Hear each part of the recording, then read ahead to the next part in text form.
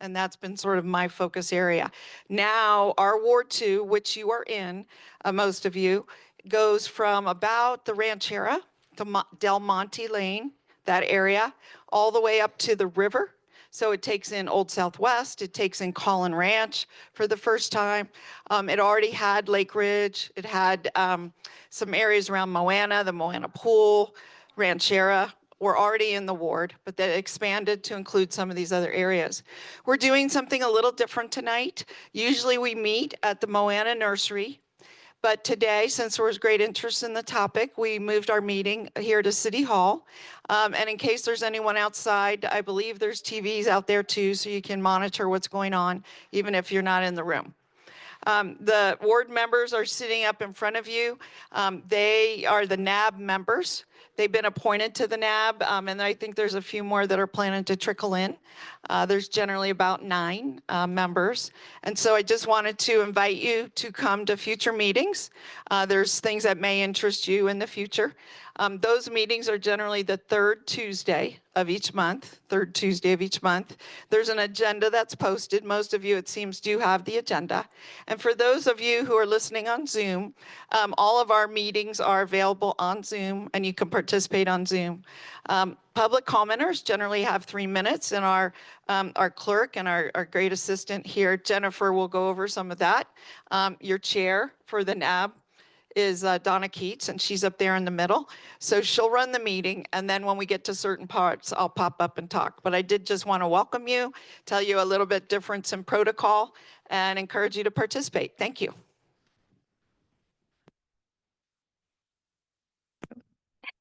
Madam Chair, if you're ready to call the meeting to order. Thank you, Jennifer. I'll call this meeting to order. Please call the roll and verify the presence of a quorum, and acknowledge the assigned minute taker as well. Thank you. Donna Keats. Here. Hal Taylor. Present. Audrey Keller. Patrick Fisher. Here. Stan Dowdy is not present today. Kristen Montan. Here. David Sitzel. Present. Stacy Shin. Sean McCoy. Present. Roman Schomburg. Not present at this time. Mimi Fuji Strickler. Not present. And alternate NAB member Mike Ginsburg. Thank you. Per NAB resolution number 9317, paragraph 9, alternate members shall not be counted in the establishment of a quorum. An alternate NAB member shall only take formal action on any NAB item when that alternate member stands in place of a full member to reach a quorum, as defined in Nevada open meeting law. Madam Chair, you have a quorum for today's Ward 2 Neighborhood Advisory Board. Thank you, Jennifer. Moving to item A2, opening public comment. Members, thank you. Members of the public may hear, observe, and provide public comment virtually by registering through the following link, which can be found on reno.gov/meetings. https://links.reno.gov/4G-KKGIX. Comments heard under this item will be limited to 3 minutes per person and may pertain to matters both on and off the NAB's agenda. The NAB may not take action upon any matter not agendized on today's agenda. When you are called on for public comment, please state your name for the record and begin speaking. The timer will begin when you say your name, and you will be afforded 3 minutes. If you're an attendee in the Zoom meeting and would like to make public comment, please raise your hand at this time. And before you do that, let me just explain we have 4 periods of public comment, or maybe 5 today. There's the opening public comment. You can participate then. There is public comment on each of the items. So B1, C1, and C2, and then there's a closing public comment. And you can speak multiple times. You are limited to 3 minutes. What I generally recommend is that if you are able to stay and participate when the agenda is called, that's probably the best time to make your public comment. Also at the NAB, we're more informal than a usual city council meeting. And what I do allow is in this case, like for example, on item C1, which is a Terraform Jiffy Lube, there'd be a presentation, but then there could be Q&A and there could be public comment as well. So we're a little more informal than your basic city council meeting. So you have choices. I'm just saying, you might not want to be repetitive, speak now and speak on the item 2. You may want to hold your comments to hear the presentation. Thank you. All right. If you're an attendee in the Zoom meeting and would like to make public comment, please raise your hand at this time. Seeing none, we do have registered public comment here in person. First, we have Joe Panicaro, followed by Bridget Harmon.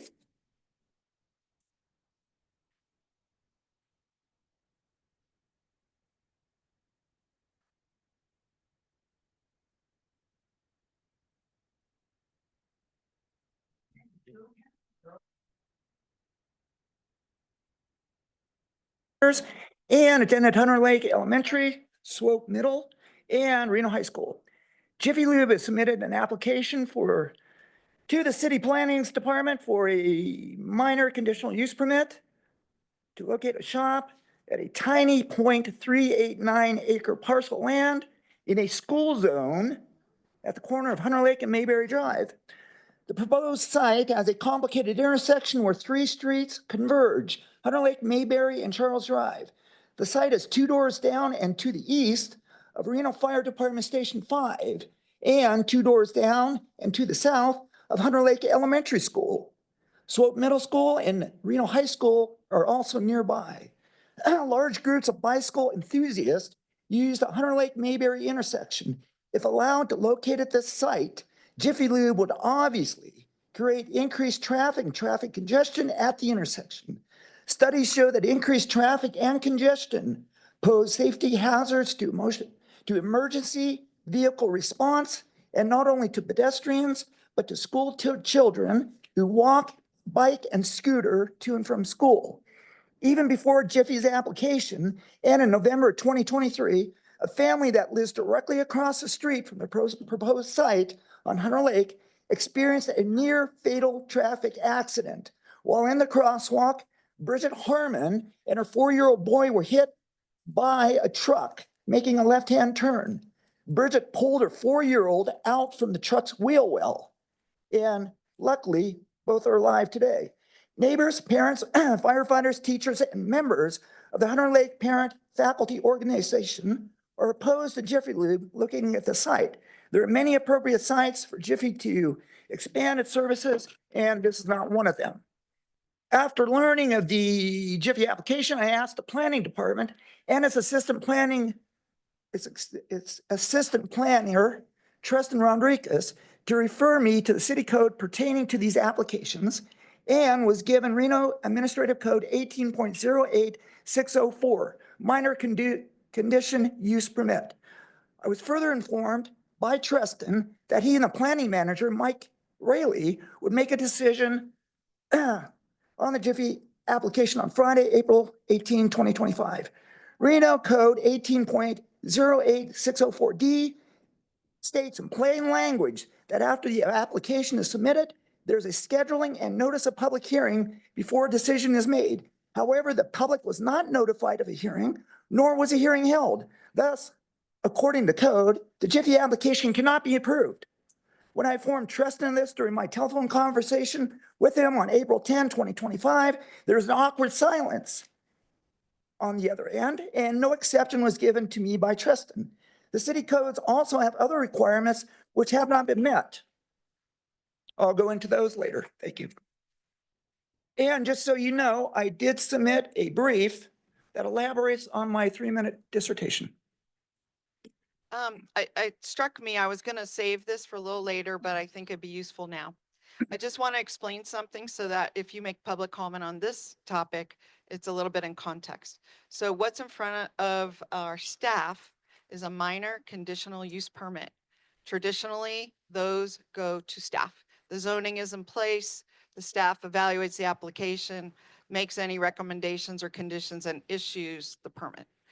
Those projects don't go to a neighborhood advisory board, they don't go to the planning commission, and they don't go to city council. So what's happening here today is our staff recommended, and I fully agreed, that we do bring this project to the Neighborhood Advisory Board. And what the Neighborhood Advisory Board's role is to send in comments, in this case to the staff, to evaluate when they're finalizing their review of the application. So we're doing an extra step here today. That isn't usually part of the process. Again, projects that are minor conditional use permits don't go to a NAB. They don't go to a planning commission, and they don't go to the Reno City Council. The conversation, public comment is encouraged, but that comment takes place with the reviewer, in this case, Tristan Rodriguez. So again, we're doing a special step today. We will have the NAB members make comments to the staff about the application. And of course, you are welcome to write, which many of you have done, letters into the staff. Okay, I just wanted to give you a context about what's the same and what's really different here today. All right.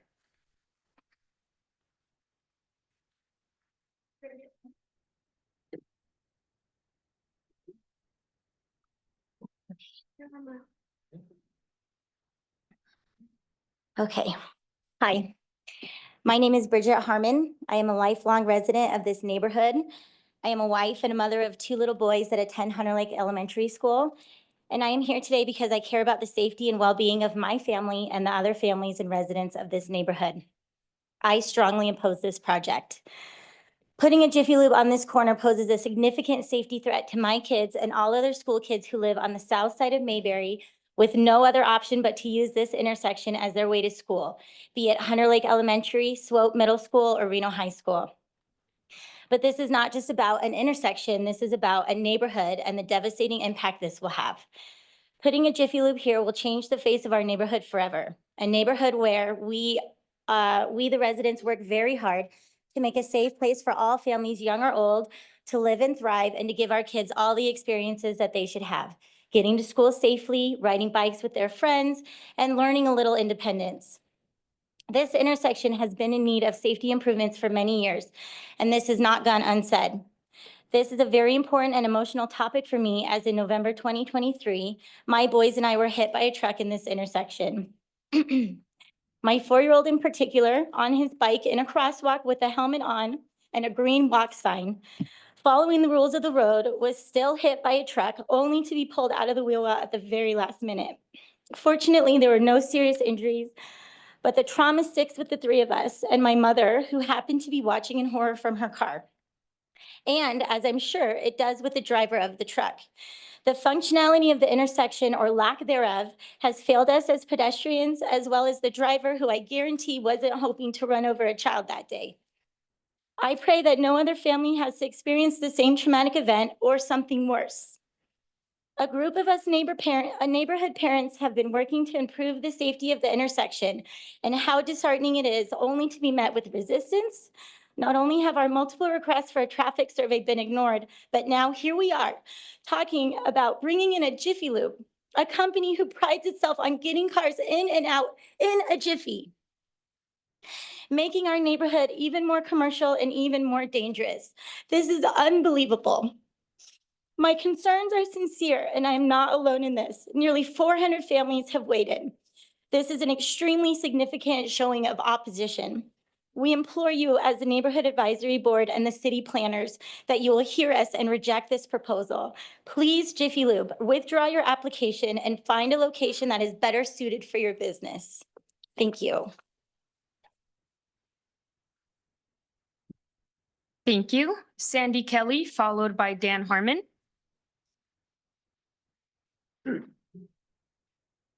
Good evening. My name is Sandy Kelly and I live at 1895 West Plum on the corner of Plum and Hunter Lake. I purchased the home in 2017. At that time, Plum Lane was a standard 2 lanes with a center turn lane providing access to turn in both directions, bike lanes on both sides, and additional free zone next to for parking next to each sidewalk. One morning in 2019, I was awakened to the blare of lights and the roar of machines to find the city completely reconfiguring the intersection in front of my home. It was 4 o'clock in the morning and I had no idea what was going on. They called it a road diet. This diet is specifically designed to push through a greater volume of cars at a higher rate of speed. I was never notified of that these changes were taking place. And with the new configuration, I no longer have safe access to the property I pay taxes on. I literally risk my life every time I return home. The speed limit on Plum Lane is completely erratic, starting at the airport, goes from 25 to school zone 15, back to 25, then to 30, another school zone 15, and increases to 35 between Arlington and Daniel Weber, then returning back to 25 for Upper Plum Lane.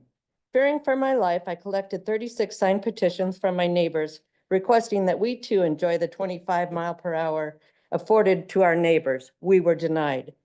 Quoting a letter I wrote on February 5th, 2021 to Mayor Hillary Sheevey, City Council Jenny Burkus, Reno Direct, and Traffic Engineer Paul Ellison, I wrote, after doing extensive research, I discovered this 35-mile speed limit is at the sole discretion of the City of Reno Traffic Engineering Department.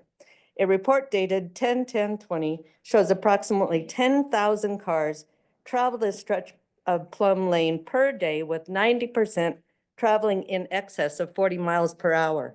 That was 5 years ago. Reno has grown exponentially since then, and the cars keep driving faster. I have had 3 cars plow right through my fence, and I literally had to resort to installing boulders at great expense on the corner of my lot as a safety measure.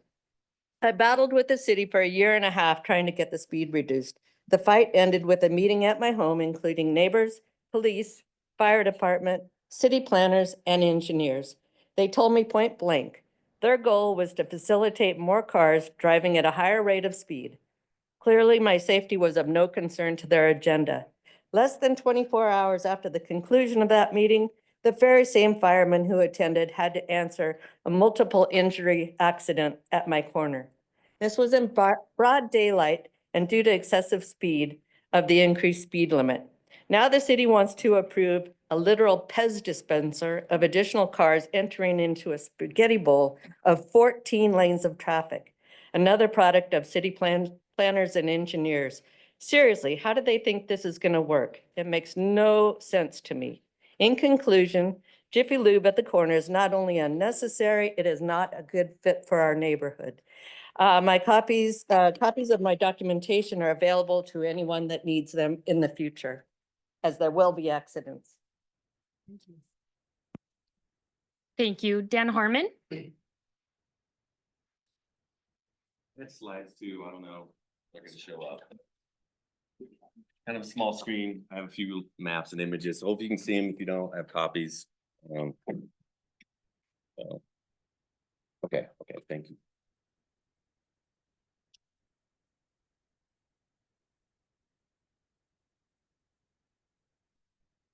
Large.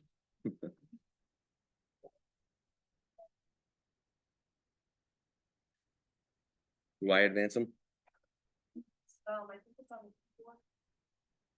the letter. Okay. Get this, Okay. enlarged.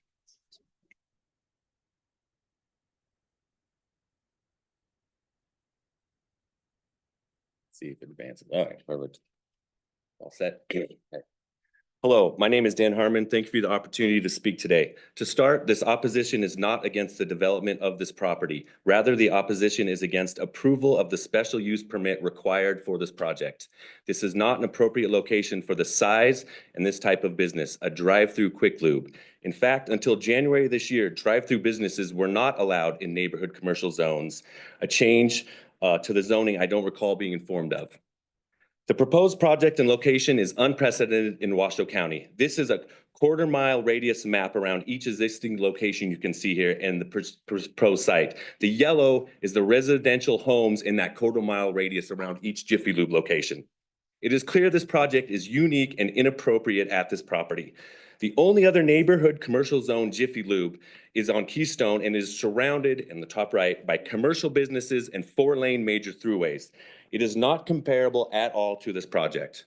Approving this project would set a bad precedent as it is dead center in a quiet, charming residential neighborhood. It would be the only Jiffy Lube in a school zone.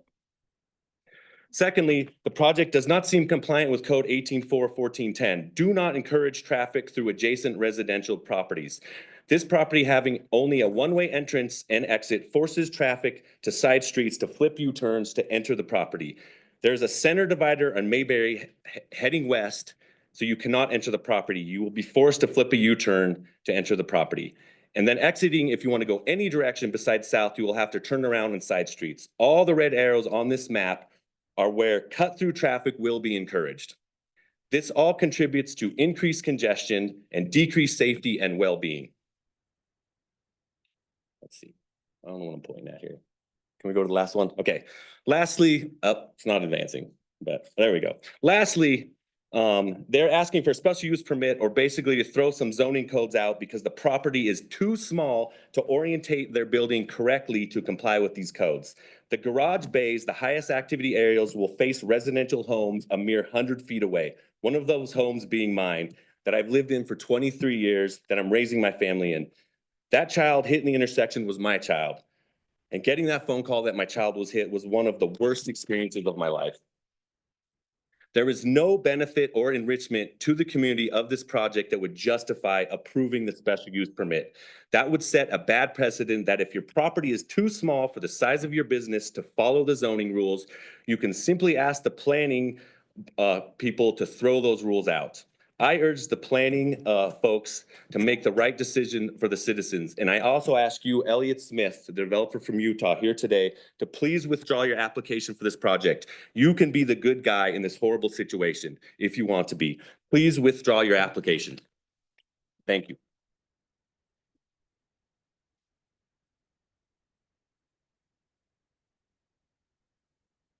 John Gilmartin, followed by Mike Lombardo.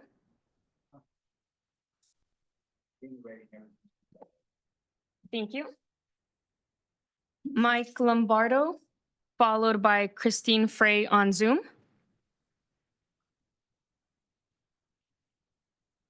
I agree with basically everything that's been said so far, obviously. A couple concerns I have are. I'm these sorry to interrupt. If you could please give your name for the record. Mike Lombardo. Present. What was I gonna say? Okay, so the problem I have is this idea of where these cars come in. There's three projects I can think of just off the top of my head that when they have these drive ups, that go onto intersections or main streets. These cars inevitably, no matter how many lanes they have to park and come in, they always back up onto the road. There's a new one, there's a Starbucks on Mill Street right now. If you go by there in the mornings, there's probably room for 15 cars and they're backed up onto Mill Street and it impedes traffic. The Keystone Jiffy Lube that they're talking about, I've gone there many times. Same thing. They back up onto the main road and they start stopping traffic from making right turns. And the other one I was thinking is just the Dutch Brothers, but I don't know how many cars can fit in there, and they go all the way around the corner and all the way down the street onto Virginia Street.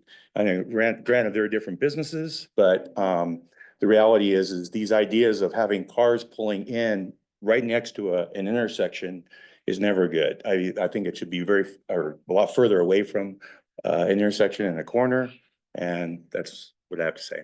All right. Thank you. Christine Frey. Christine Fay. Hello. Hi, go ahead. Okay, thank you very much. My name's Christine Fay. I am a resident of Ward 2, and I am not going to reiterate some of the excellent points that have been made by my fellow residents to date. I do want to point out that I was a planner with the city of Reno through the 90s and 2000s and beyond, was still with the city. And during that time, I have a memory of that parking lot on that parcel being a requirement of a small addition, it was smallish addition to Rayleigh's across the street because they were taking away parking as a part of that addition. So I am wondering if staff has done the deep dive to figure out whether or not putting this here, which I completely disagree with for all the reasons that have been pointed out before, by my resident colleagues regarding it being an unsafe site to pull in and out of, and for the children and public safety being our number one priority as a city government. But I also want to point out that I believe that that parking is required for Rayleigh's. And if that is the case, that would make Rayleigh's a non-conforming use. So that is something that I just am not sure has been checked by the planner. I haven't had an opportunity to find out who that is, or I would have talked to them directly. Thank you. Thank you. Daniel Kirby, followed by Hallie Burke.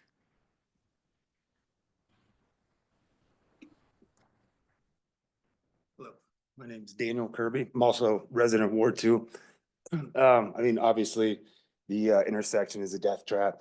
I work for Coca-Cola, and we have in the last year and a half, our drivers come back all the time just complaining about that intersection. There's always either elementary kids there walking to and from at lunch, the high school kids come and eat there. We're not the only vendor company too. We're cutting deliveries to those, not just the Rayleigh's there, but down the street to the 7-Eleven and the CVS and everything, because it's so dangerous, right? And so putting a Jiffy Lube in there is just gonna add to the traffic, where as companies, as sales companies, when we're limiting how much we deliver there, it's obviously a bad area to be in. And the other thing I wanna ask, because I got the Jiffy Lube guys behind me, where do they think they're gonna make money from? Dan just showed the clip, everything around them is residents. We're all here, we're not gonna go there. No one's gonna drive from Sparks to that territory to go to Jiffy Lube, just flat out. It makes no sense to be there whatsoever on a logical standpoint and a business standpoint. Thank you. Hallie Burke.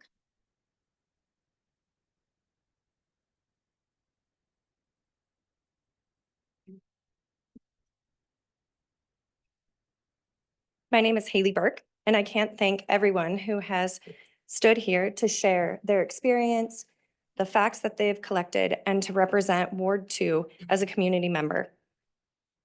I am a resident who lives 2 blocks south of the proposed Jiffy Lube site with my husband and my 3 boys who age from 8, 5, and 2. I stand before you to express my strong opposition of allowing Jiffy Lube to be built in this location. As said before, Hunter Lake Elementary School, Swope Middle School, and Reno High School are in the area. And the proposed Jiffy Lube site is in the school zone. The city just currently, after 3 years of attending Hunter Lake Elementary School, has just put up additional traffic lights for the school zone that unfortunately one has already fallen down, and they do not coincide with the times of drop off and pickup for Hunter Lake Elementary School. They're on, they're off, they're on, they're not consistent. However, this was the city's attempt to protect the children who do walk in this area. We all know that school zones already experience heavy traffic without a Jiffy Lube being set right in the center of one. And to this, we walk often, bike, scoot with my neighbors and their children. And I have lost count of the motor vehicles who do not yield to the pedestrians in the sidewalk. And it's not just my family.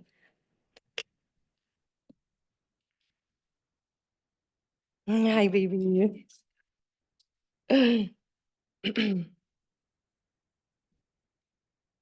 Unfortunately, I reached out to the Reno Police Department and the Reno Direct to request additional patrol in this area so they could create citations for those motor vehicles who were not yielding to the pedestrians in the sidewalk.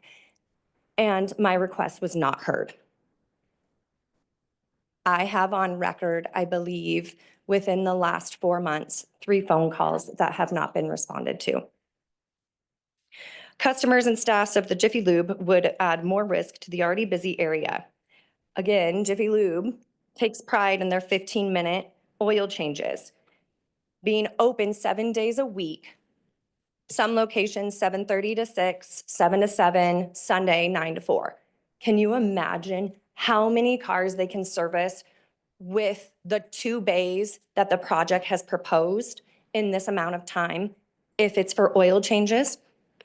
I'm kindly asking Tristan Rodriguez, Mike Rayleigh, Elliott Smith, and the city of Reno to choose a more appropriate space for this business. Thank you so much. Thank you. Nicholas Weibel, followed by Paul Milio.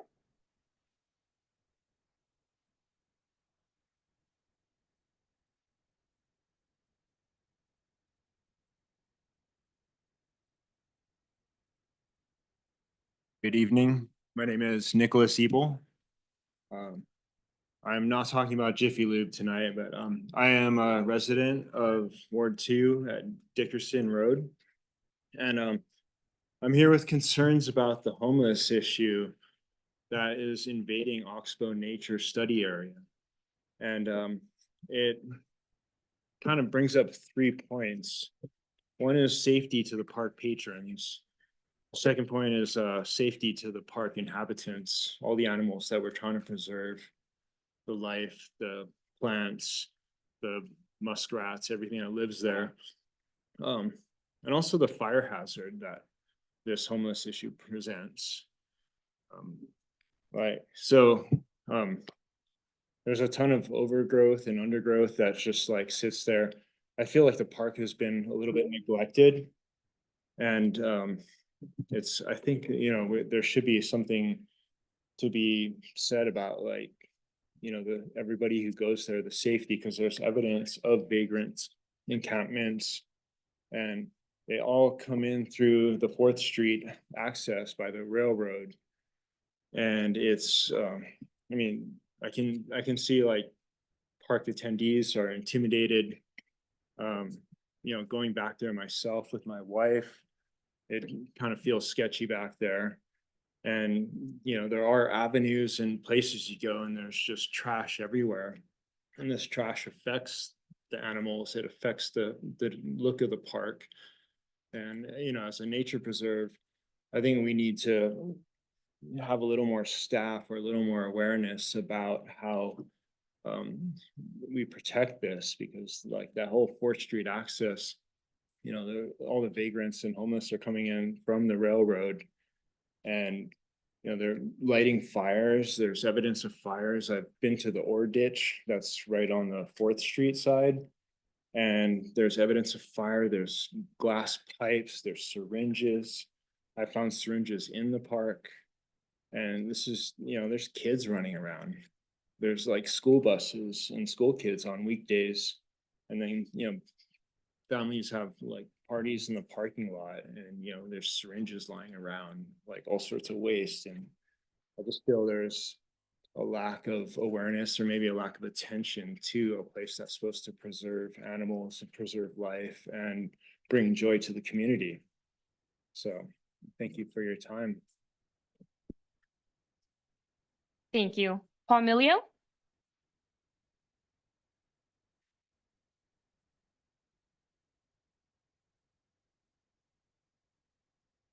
My name is Paul Milio. I am here in opposition to the Jiffy Lube.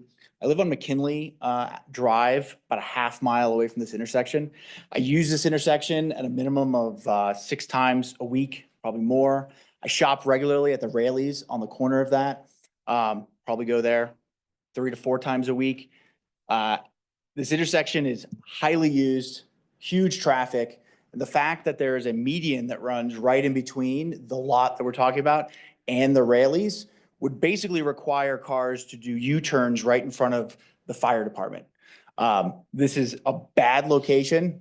There's been people before me that have spoken that have amazing visual aids that really outline quite well the problem that this will add, not to mention it isn't a school zone. And I think that we have an opportunity as a city, as a board who is advising the bureaucrats that approve parts of businesses and of permits to actually listen to the community and make advisement that aligns with what you are hearing tonight and what has been heard for the last couple months.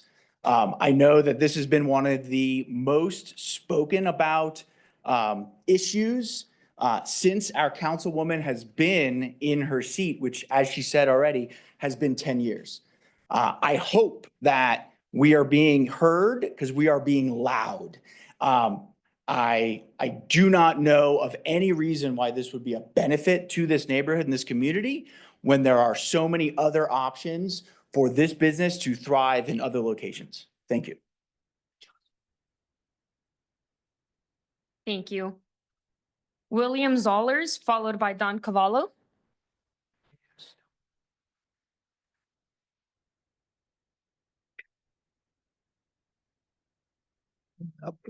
I have a map. My name is William Zollers, and this is my wife, Michelle. And we're numbers people.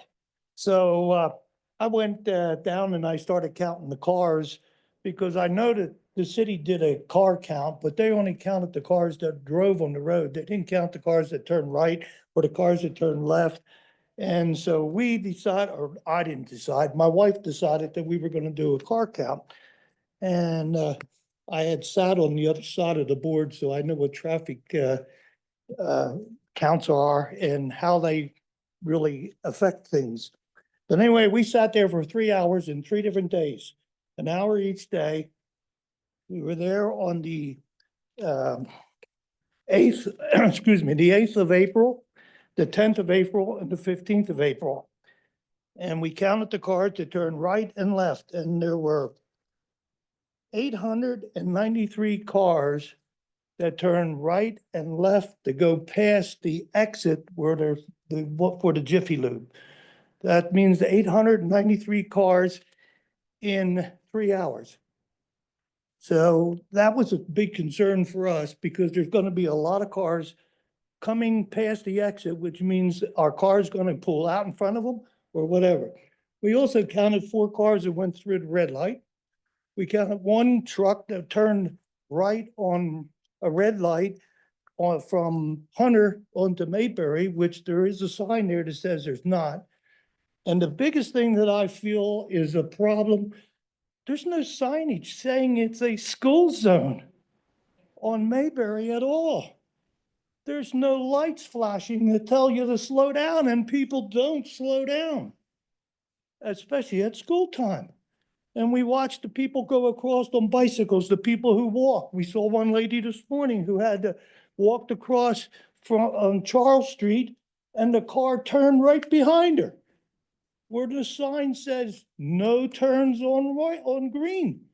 That is when the walk light is on. I think regardless whether they build a Jiffy Lube there or not, something has to be done to make more signage there. Because people need to know that it is a school zone and a school crossing. I hope I made some kind of thing now. I've moved from Pennsylvania. I only lived here 7.5 years. And yeah, I want to be a cowboy. So thank you for your time. Thank you. Don Cavallo, followed by Ashton Caselli.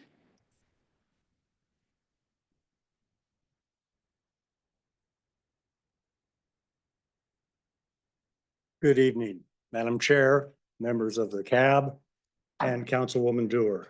Thank you all for making the efforts to let us be heard this evening and arranging for this nice venue to do it in. I'm here in opposition to Jiffy Lube, your item number 1 this evening. And in doing so, I not only represent myself, well, let me step back. I am in Ward 2. I'm only about 2 blocks away from this intersection. On the application to speak tonight, I did not mention that I also represent my wife in the same household. My son-in-law and daughter who live over by Swope, and that is Laurel and Brent Rasted for the record. We're all in opposition of this thing. There have been many more articulate individuals that have spoken this evening, and I will echo that, as they said. This is not the appropriate venue for this particular business. I would like to again possibly speak when the item does come up for public comment. Thank you very much.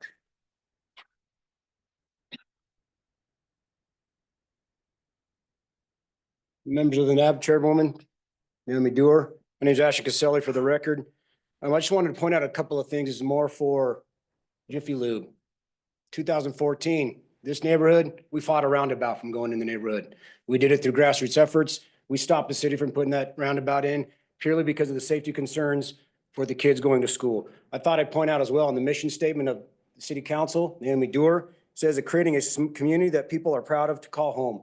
I don't know about a Jiffy Lube being across the street from this guy's house gives him pride to calling his home his home. Wanted to point out after that, we had a group home going into the neighborhood that city council was part of approving. We went door to door. We collected money from everybody in the neighborhood. We hired an attorney to sue the city and potentially keep that group home from going in. We're not going away. This is phase one. Naomi, I think this should be an agenda item to go on in front of city council so that we can all speak in front of the entire group, not just the NAB. And if I understand it correctly, you guys are all members of this neighborhood too, right? Mr. Ginsburg, you hung a sign in my yard when you're running, right? So I think it's a good point to remember what you guys are here for, what the city council is here for, what you were voted in for was to protect our neighborhood where we live. That's the end of the day. And if we can't do that, what's the purpose of this board, city council, of Naomi, right? We're not going away. Thank you. Nona Perry, followed by Katie Schneider.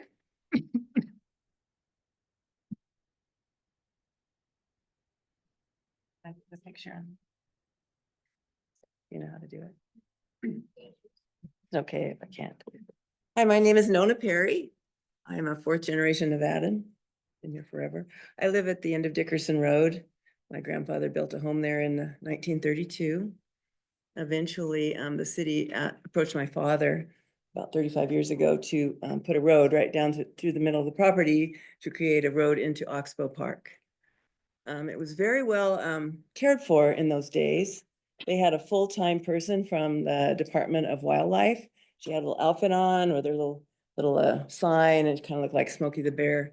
And the kids would come on their school buses and she would tell them all about the animals, the deer, the beaver, take them into the building. She's no longer there. Nobody's there.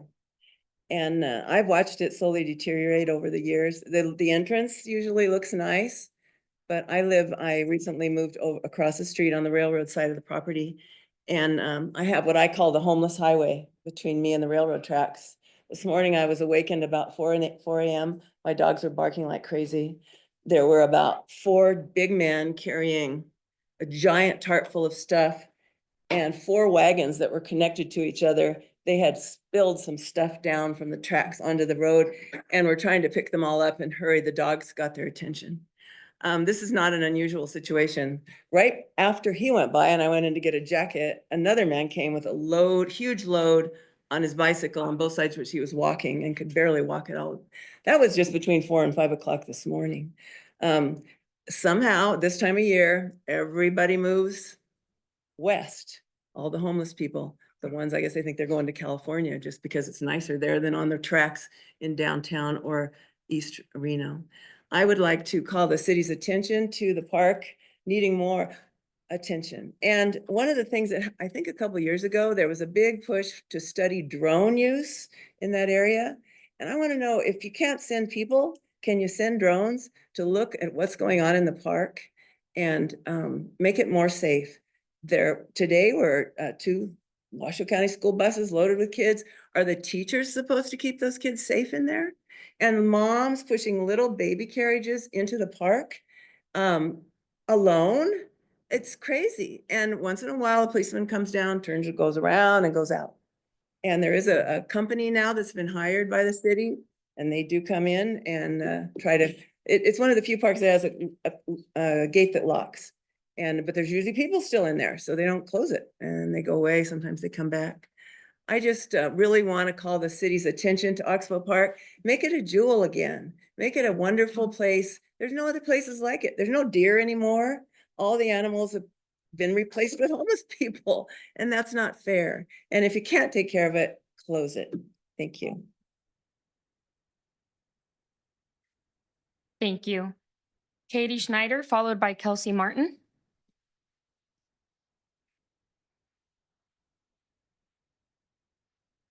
Hello, my name is Katie Schneider. I'm here today in support of all of the parents and families against the proposed Jiffy Lube in our school zone. I'm a mom to 3 children living in the area. We drive, bike, and walk through this intersection every day. A fast oil change business has no place across the street from where our children learn and play. Increased traffic, heavy machinery, and the constant flow of vehicles create real safety risks for our students. We're talking about idling cars, increased air pollution, and distracted drivers, all within steps of our kids. It's terrifying to bike ride on that street. I can attest to it. I've yet to hear any community benefit to this business proposal, especially given there are multiple auto shops just down the street. We need to ask ourselves, are we prioritizing profits for an out-of-state business owner or the well-being of our children? Prior to staying home with my own kids, I led the finance team at Tesla for almost a decade. It was not uncommon to have large meetings full of intelligent people working to solve a problem. And yet it was common for our leadership to always question, why were we there and were we using our time wisely? The phrase, "this looks like an expensive meeting," was very common. I can't help but feel the same here today. I see a room full of great people using their very precious time to discuss what should be a very obvious decision. I ask myself and you all, why are we here? What's there to discuss? And to be honest, I'm not even sure who the decision maker is, and I really hope our statements will have an impact. We parents may feel scatterbrained most days, but we never forget those who make decisions that negatively impact our kids. We act with our wallets and our votes, and we urge the adults and decision makers here to make the right decision. Let's keep school zones for schools and not oil changes. Thanks.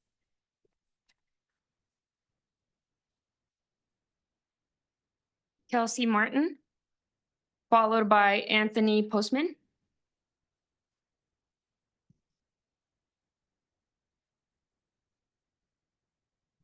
Wow, Katie has done this more often than I have.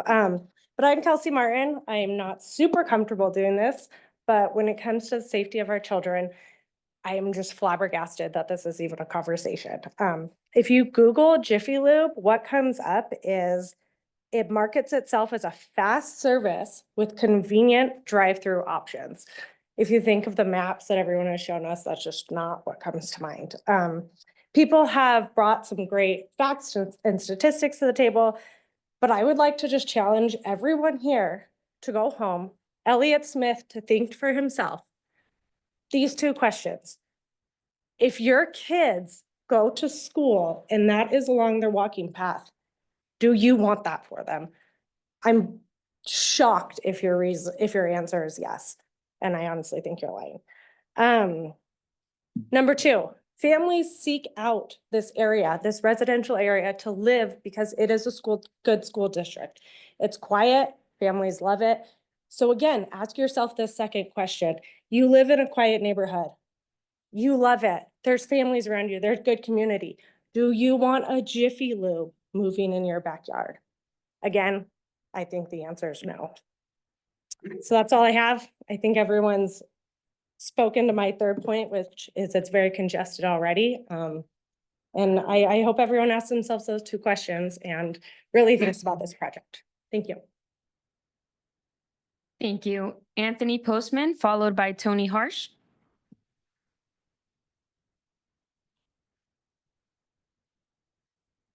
Thank you to the board for allowing us this opportunity to voice our opinions. I think this might be a moment when we are able to maybe stem the rampant development that seems to be taking place in our region. My name is Anthony Postman, and I'm here to protest the Terraform Company's proposition of Jiffy Lube at Hunter Lake and Mayberry. Part of the charm of this neighborhood is its walkability, that most of the businesses here are local and not chains. This community is already challenged by greater traffic congestion, where on the corner directly adjacent to Hunter Lake Elementary School and an already busy Rayleigh's parking lot with its own challenges of easement into traffic, with also multiple houses only feet away from the proposed site, this would present a considerable hindrance to the sensitive zone of both auto and pedestrian thoroughfare. Furthermore, there are no less than 8 branded businesses within the circumference of the McCarran Loop offering oil change services, including the Jiffy Lube already spoken about today, 1.6 miles away on Keystone, and only blocks away the 76 station, and within mere feet of that, the Valvoline instant oil change right behind it. I seriously doubt that any resident in Ward 2 ever wished they could have yet another option for an oil change business even closer to their house. Would you? The need for a Jiffy Lube at the proposed location is 0. Also, the unwritten and unseen impact of such proposed businesses is that they are centered around the elimination and exchange of petroleum products. Even though these businesses presumably acquiesce to standards and regulations guiding their practices, I share the concerns of parents, children, and pedestrians of all ages to see the potential influx of traffic and volumes of oil in and out of this local thoroughfare. In addition to these concerns is the overarching fact that Jiffy Lube, with its own speckled history of fraudulent practices, is a subsidiary of Shell Oil Company. The drill baby drill mentality exposed by current leadership directly in service to this fatal industry is solely motivated by profit-driven self-interest with no mind whatsoever to community or our environment. The incursion of the fossil fuel industry into our lives is a sore subject in regards to community and environmental disruption. Terraform's company's request is completely tone deaf to the feel, flow, needs, and everyday beat of our neighborhood. Possible acceptance would show that the powers that be bow to corporate commercial interests before the wants and needs of the community at large. We implore you to deny this request.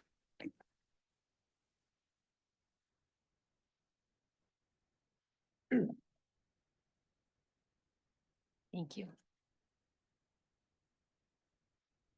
Thank you very much. My name is Tony Harsh, and I am a member of Ward 2, coming over from Ward 1, and I feel very fortunate to have Naomi as our council person because she is very experienced and serves our community well. I want to thank the board here today for taking your time, and especially all of the neighbors that are here. Each neighbor that is here is probably representing 10 people. Your neighbors are always so well informed and they take a lot of time to prepare. I'm not here about Jiffy Lube. I'm actually here about zoning, and because it kind of relates and the city council is looking at chapter 18, which might have to do with zoning, I'm here again, the broken record on accessory dwelling units. So I've passed out a flyer that talks about that. It's being discussed at the different NAMs. It was discussed here. It also went to the Planning Commission, and we're just concerned that it is looked at diligently and that accessory dwelling units are brought into our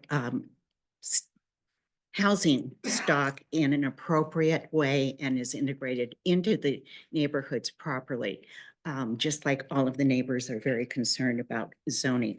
I want to thank Ward 2 again, because your comments were so important to us when we spoke before about this, and in fact, have incorporated those comments on the back of the flyer because they were so astute and so well planned.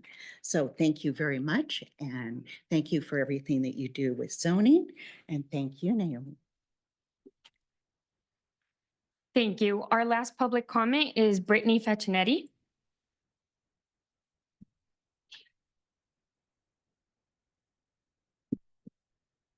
Brittany Fascinetti.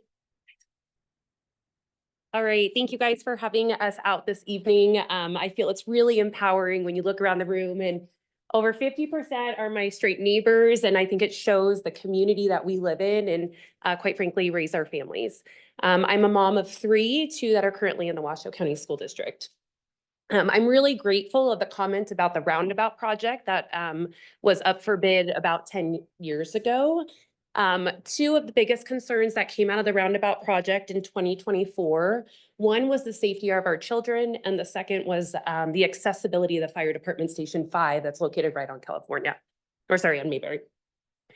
So the opposition there was that the firefighters believed that building a roundabout essentially would affect their accessibility and their ability to service their main customers or their needs. So here we are 10 years later, essentially exploring the exact same intersection that we did in July 2024. And did we know that based on the schools that are zoned for that area, including Reno High and Swope Middle School, there's been significant growth of student enrollment.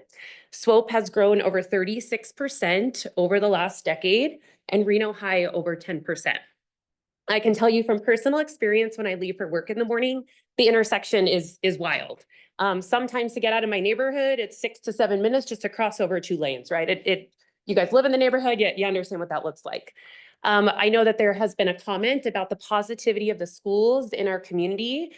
Based on the new school of choice rule, we do anticipate that there's going to be growth in the schools, additional growth in both Swope and Reno High. They're both highly ranked with the Washington County School District. I find it really interesting that our own Regional Transportation Commission outlines many of the goals that they have in store for our community. A tier 1 goal is increased electric vehicle implementation, essentially incentivizing consumers to purchase electric vehicles and increase electric vehicle usage. And the second tier 2 goal by our Regional Transportation Commission is essentially increasing e-bikes and e-scooters as a mode of transportation. I feel our community is already heading that way. There is high accessibility of electric vehicles, so it really does feel counterproductive and counterintuitive to invest in the infrastructure of a gas-powered vehicle. What we also may not connect here today is that effective August 2024, Sierra Kids, which is a before and after school program from the city of Reno, actually cut their hours at the local Hunter Lake Elementary School. So what does that mean? Essentially, they're allowing a very short morning through Boys and Girls Club and a 1-hour aftercare program. So why is this important here today? Many parents who work a traditional 8 to 5 schedule, there's no value of keeping their children and paying full price for 1-hour aftercare program, right? Essentially 3 to 4 o'clock p.m.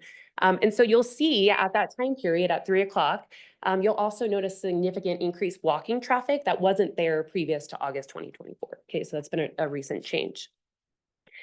So in closure today, I know we talked a lot about multiple aspects, really great comments today. The cut through traffic is real. The Reno High students, I encourage you to sit at Robin Street in the morning. It's so backed up. They can't get to school. They cut through the neighborhood. I watch it every morning on my run. It's scary. And quite frankly, won't have my kids out at that time. So with all due said, thank you guys for your time today. Thank you. We do not have any additional public comment, but just as a reminder, there will be another opportunity for public comment at the end of the meeting.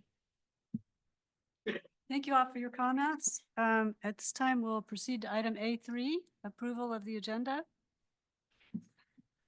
Are there any changes to the agenda? Jennifer Alvarez, Council Relations Liaison for the record. Madam Chair, I do have some corrections to make to today's agenda. Item C2 will not be heard as the applicant had an emergency and is unable to make it. Thank you. Can I get a motion to approve the agenda with the identified changes? Audrey Keller moved to approve the agenda with revised change. Thank you. Can I get a second? Yeah, I'll say there, I'll second. Thank you. Motion passes. The next item we have, what? I thought we did. No. Okay. We're voting. All in favor? Aye. Aye. Any opposed? Aye. Who said that? I'm sorry, this is Judy. I'm a little lost. Are you voting on the agenda or was there a motion for the minutes? The agenda. Gotcha. Okay. And Mr. Tietzel, you voted no? No, I said aye. Oh, I'm sorry. Thank you. Oh, okay. All right, motion passes. Thank you. So then let's move on and approval of the minutes, A4. Oh yeah. Are there any changes to the minutes? Anybody? Any changes? 18, okay. Then can I get a motion to approve the March 18th minutes, please? Audrey Keller, I move to approve the minutes, March 18th. Thank you. Is there a second? Kristen Montana, I second. All in favor? Aye. Aye. Thank you. Motion passes. Thank you. The next item is A5, Council Liaison Report. Councilmember Dewar. Right. Okay. So at this point in the meeting, I usually give an update on what's been going on in the city. I'm going to cut it short today. I just wanted to announce that on May 5th, we will have a budget hearing. This is the opportunity for residents to talk to us about their priorities. I've already heard some traffic safety priorities here today that maybe haven't been addressed. It's a good time to bring those kind of things up. The meeting will be right here. It is again Monday, and I believe that is May 5th. So I encourage all of you to attend.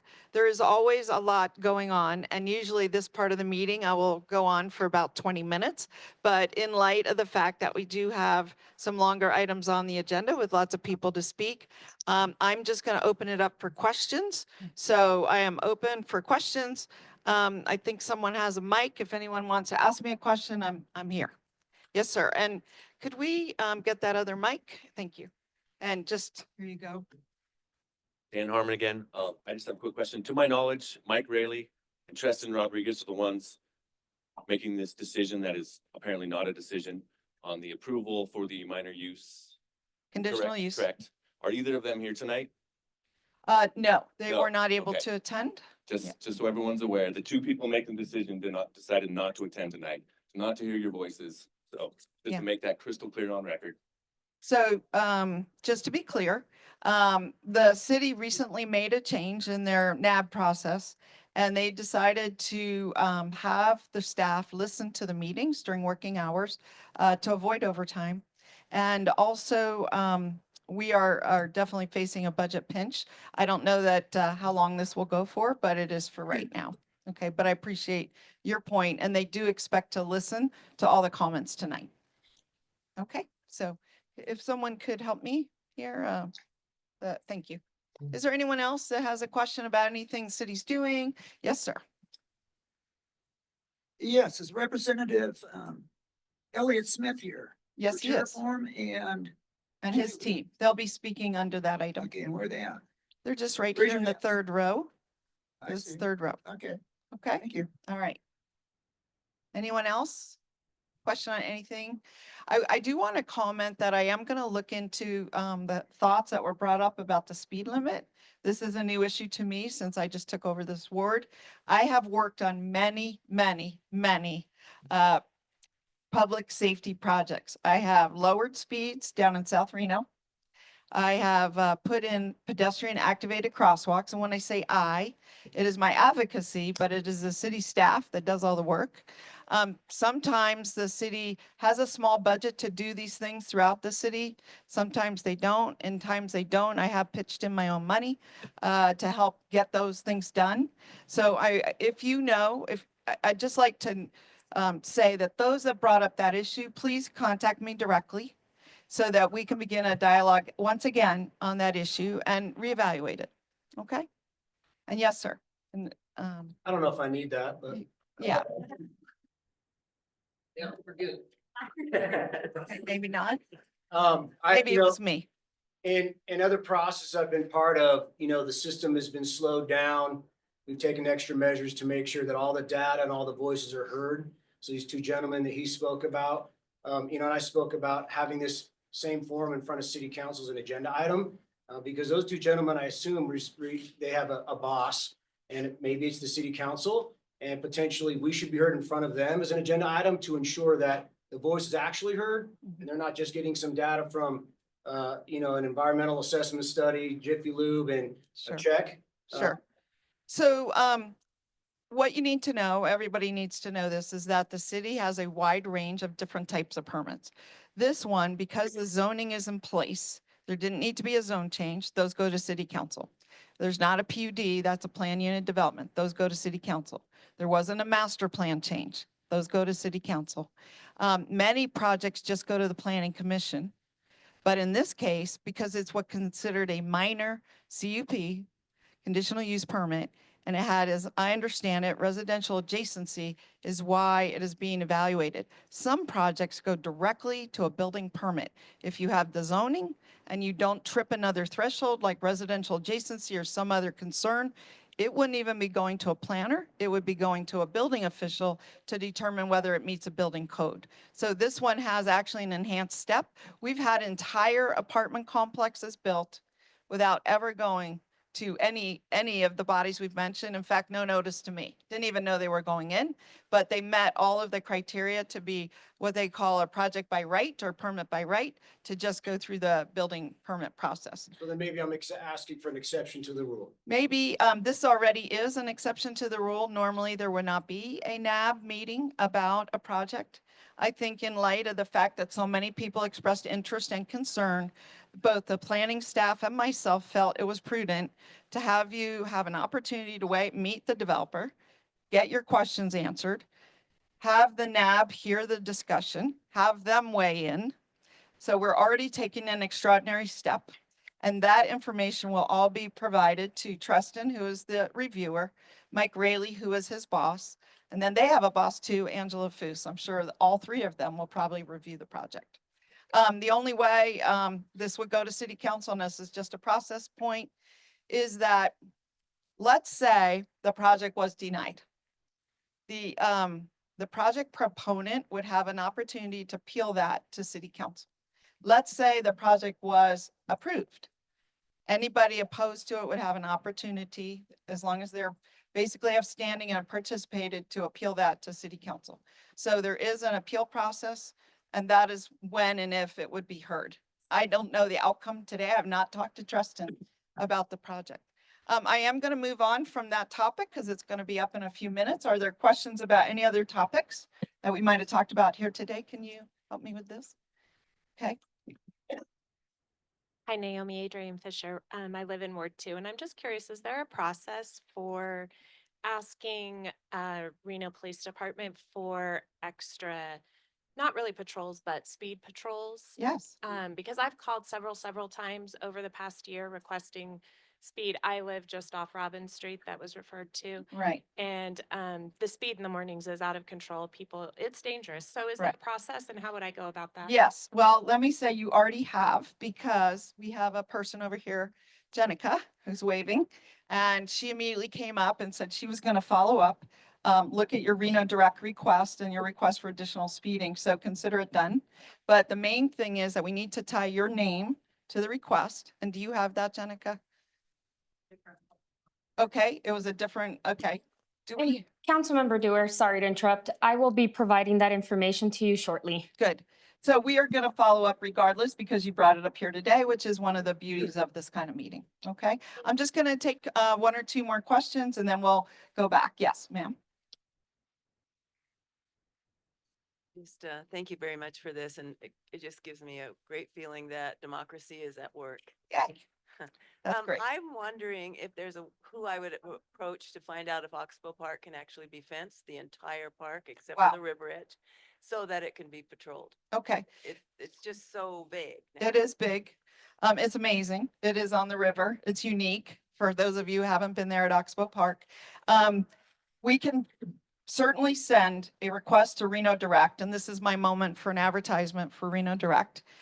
Reno Direct is where people send their recommendations, their concerns or complaints, their requests, and then it is assigned to a department, and that department will evaluate the request and send an answer back. That could happen in a week, could happen in a month, depends how complicated the request is.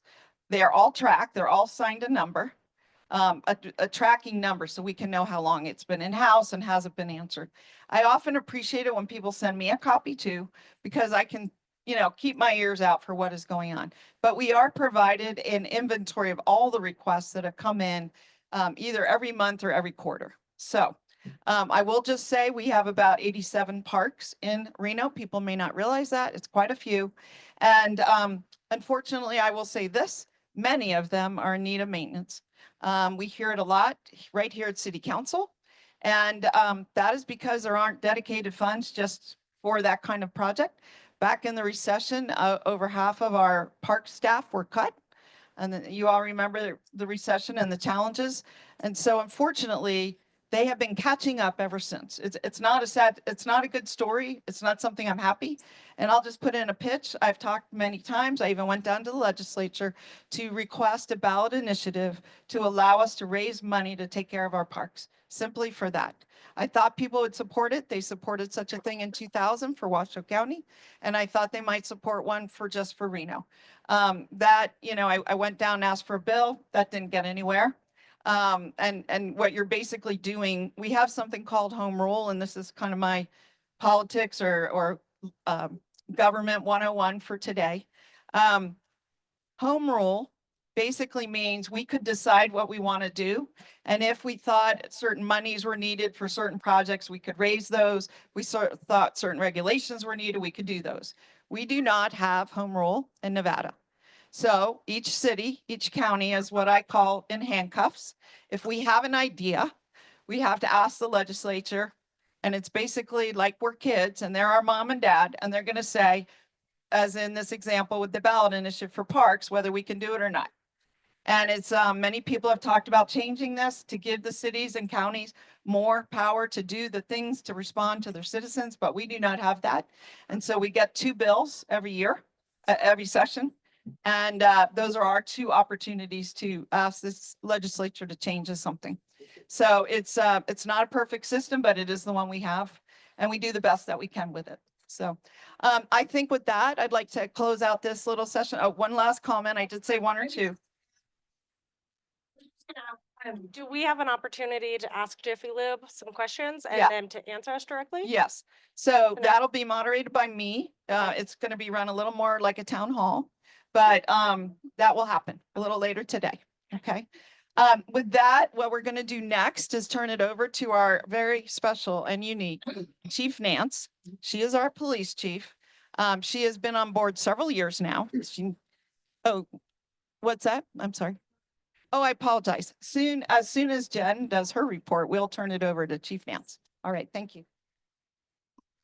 Thank you. Next item is A5, the council liaison. Oh, not the council. I'm sorry, the staff liaison report. Jennifer? Thank you, Madam Chair. Jennifer Alvarez, Council Relations Liaison for the record. I have here my staff liaison report that'll give you useful information of things that we do in the city and future meetings as well. And some engagement opportunities as well. So the Reno Tennis Center will be hosting a community event on April 26th from 9 a.m. to 12 p.m. There will be free tennis classes, pickleball, and it's for the entire family. We'll also have some food trucks there, so feel free to come. I'm sure it's going to be a lot of fun. Next, we are also having a Reno community survey. There are some brochures here up front. We are in need of people to complete it, so we'd really appreciate to have some more numbers for Ward 2. And if you have any questions, you can always access us at strategicplan@reno.gov. Can they just take a picture, zoom in on that, and get linked to the survey? Definitely, yes. You can do that right now. Want to leave it up for another minute or 30 seconds. That's the simplest way. Plus there are. We also have some brochures right here. We have some little ones with the QR code as well. So those are very useful and might work better than taking a picture just in case. The city also has a program called Community Champions, and this is where you can nominate someone that is doing something great within your community, and we acknowledge them during a future NAB. So if you know anyone that you'd like to nominate, please feel free to go to reno.gov and you'll see the link there if you just type in Community Champions. Ward 2 and the entire city also has different newsletters that you can sign up for to stay up to date on all that's going on in the city, including land development projects. So we do advise that you go there as well to our website and you can sign up to receive the newsletters. And Reno Direct, like Councilmember Dewar mentioned, is our non-emergency service program. We do have staff that answer the phones from Monday through Friday, 9 a.m. to 4 p.m. And you are also welcome to submit your requests at reno.gov/Reno Direct. And if you submit one over the weekend, they'll have access on Monday.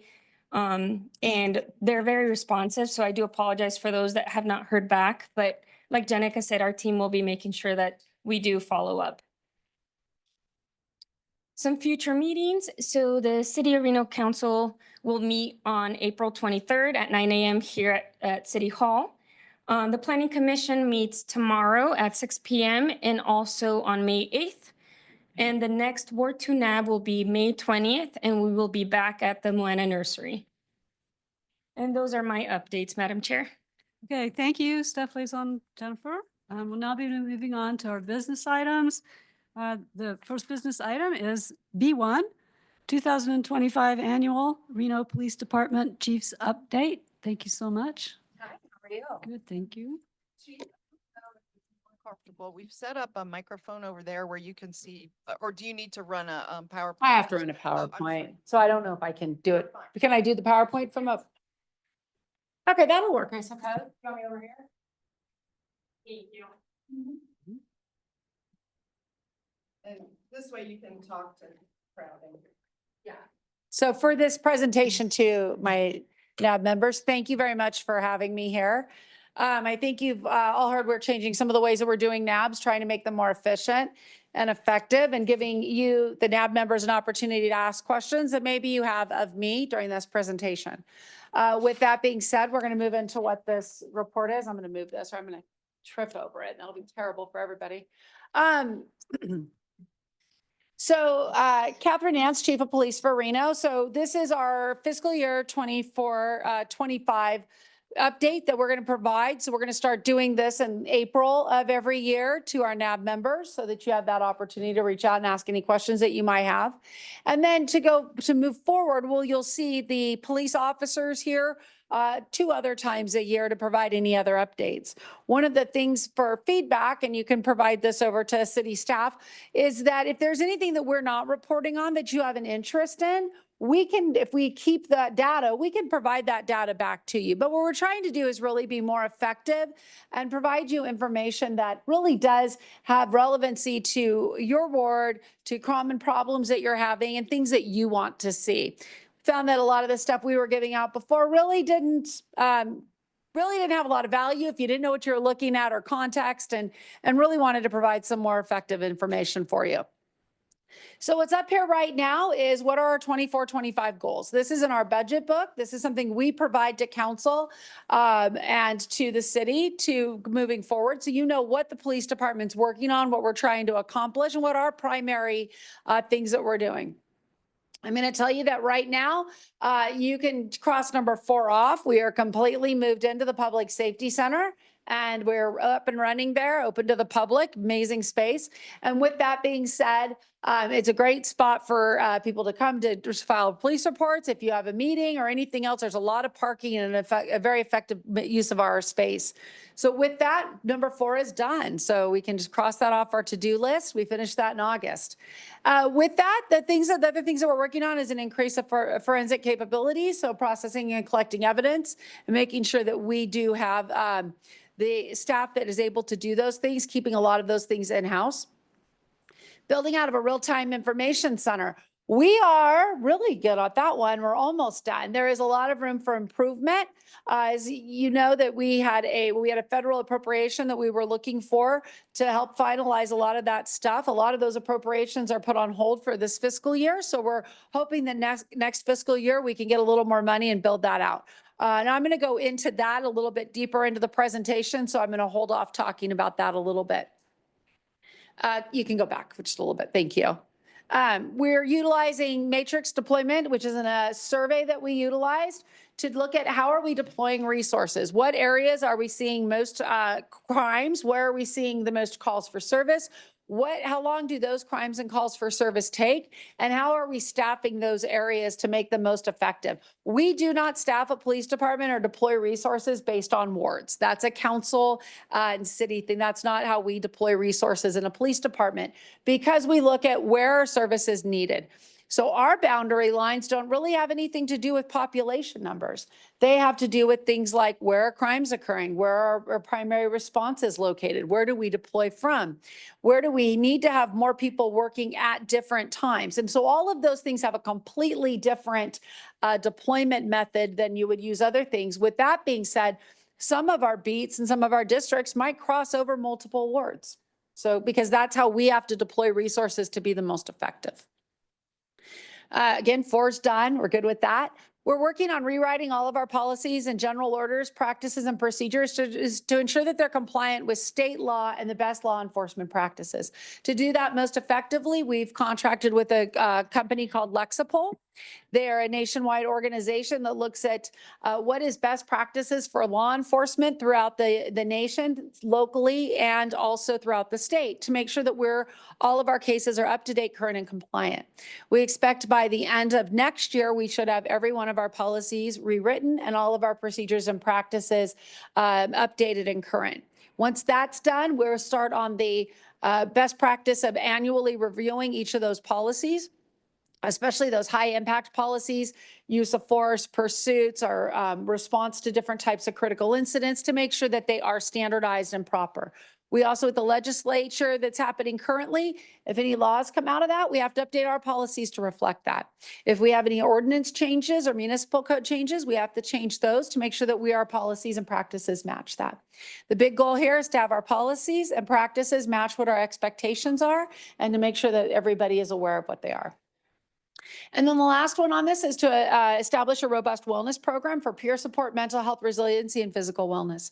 With this, we received a grant funding opportunity of $1.5 million that we actualized earlier this year. The council approved those funds in October, and we began spending that money. The first big purchase was our gym in the new building, completely outfitted at this point. So our officers and other professional staff that work in that building have an opportunity to use the workout room.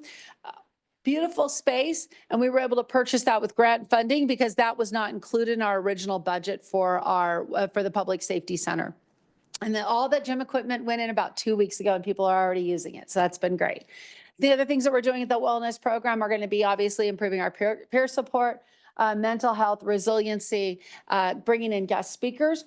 We're looking at bringing in physical therapists and occupational therapists to help our officers and professional staff as they're getting in and out of a police vehicle, wearing a lot of equipment, wearing a gun belt. Are they doing that in a manner that's going to make their ability to do that for the length of their career more effective? And we don't train that. We don't train that in academy. We don't know how to do it. You do things because they're comfortable, but maybe they're not the best way for you to do it. Maybe your mirrors are in the wrong spot, your seat's not adjusted right, causing back pain and other illnesses. And our goal is to have a healthy and well police force and professional staff members every day. We can go on to the next slide. Thank you. One of the things that we have enacted here is DEEDS. It's Directed Engagement, Enforcement, and Deployment Strategy. When I came into the Reno Police Department, we didn't have a policing model. We didn't have a way to say, how are we deploying resources based on our needs? What we had is a lot of knee-jerk reactions, doing amazing and exceptional police work, but how do we track that? How do we know what worked and what didn't work, and who is assigned to those jobs, and what are we doing? There was no model. So as a group, we developed a model, and this is called DEEDS. And we've done this effectively since September of 2023. So about 6 months after I got here, we rolled this out for a pilot program. And now we're doing this on the regular. Next slide, please. Thank you. What are the goals of DEEDS? It's right here. You can look and see, what are we doing? How do we do this? We want to really engage people in a community that have issues or problems or concerns, that are frequently calling the police department, that are reporting crimes or other criminal behavior. We want to engage them in ways that are going to decrease the need for them to be reliant solely on the police department to solve the problems, but to create things that are going to hold true when we leave that area. We look at what are different things that are happening there. How do we protect our community members? And every neighborhood has different issues. So we have to figure out what do we need and how do we need to show up and police in that area, because it's very different. When I'm policing in one area, I might use certain resources. In another area, I need to use different ones. So we want to make sure that everybody, that people that can be victimized by crimes, that are highly susceptible to crimes, whether it's a business or people, that we're protecting them from being victims of crimes, while we're also identifying target strategies that are going to prevent criminal activity, either by making them not want to do that criminal activity in that area for any specific reason, or arresting the people that are driving the violence. And we want this to be sustainable. And the fun part about this is every single person in our police organization is responsible for helping us when we move into an area, for helping us to reduce calls for service that are initiated by members of our community and reduce crime and different issues that that community has faced. One of the challenges with doing this is because every community and every area we go is a little bit different from one another. You might have commercial burglaries in one area. You might have violent crimes in another area. Whatever's making things, calls for service go up there, we want to address that. One of the things that's hard about that is we can't always compare data points from one area to another. So we look at what's happening there and what did our effectiveness happen? What did our effectiveness make happen by being more present in that area?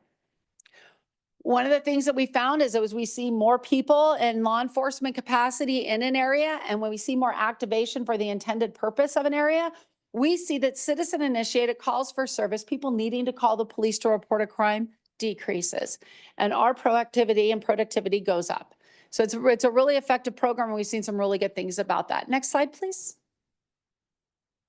I don't know where, I don't remember my slides, so I'm surprised like you are when they pop up. So I'm going to go over the last 3 months that what we've done. So this was our deeds area. It was Yory Park. Those, the spots on that map are hot spots. So they're where focused calls for service occurred more often. This does not mean that this is the most dangerous place in Reno, or this is where we're seeing the most calls for service. What we're seeing is this is where we are seeing an increased or a reason why we think deploying to this area is more effective. We use a few different tools to do this. We use Reno Direct complaints, bring those in. We use calls for service to look at who's calling, what the police and what's happening. We look at crimes. And then we also we bring all that data back.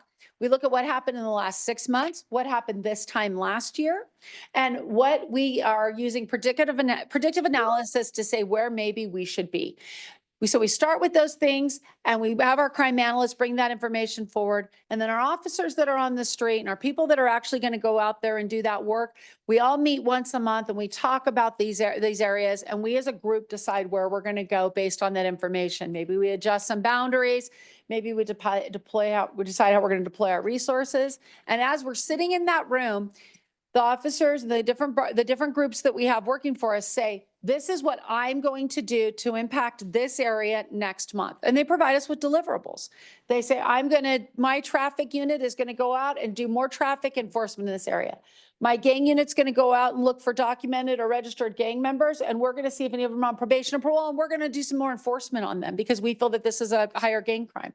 Maybe we're going to do some undercover operations. Maybe we're going to do an engagement activity at a park.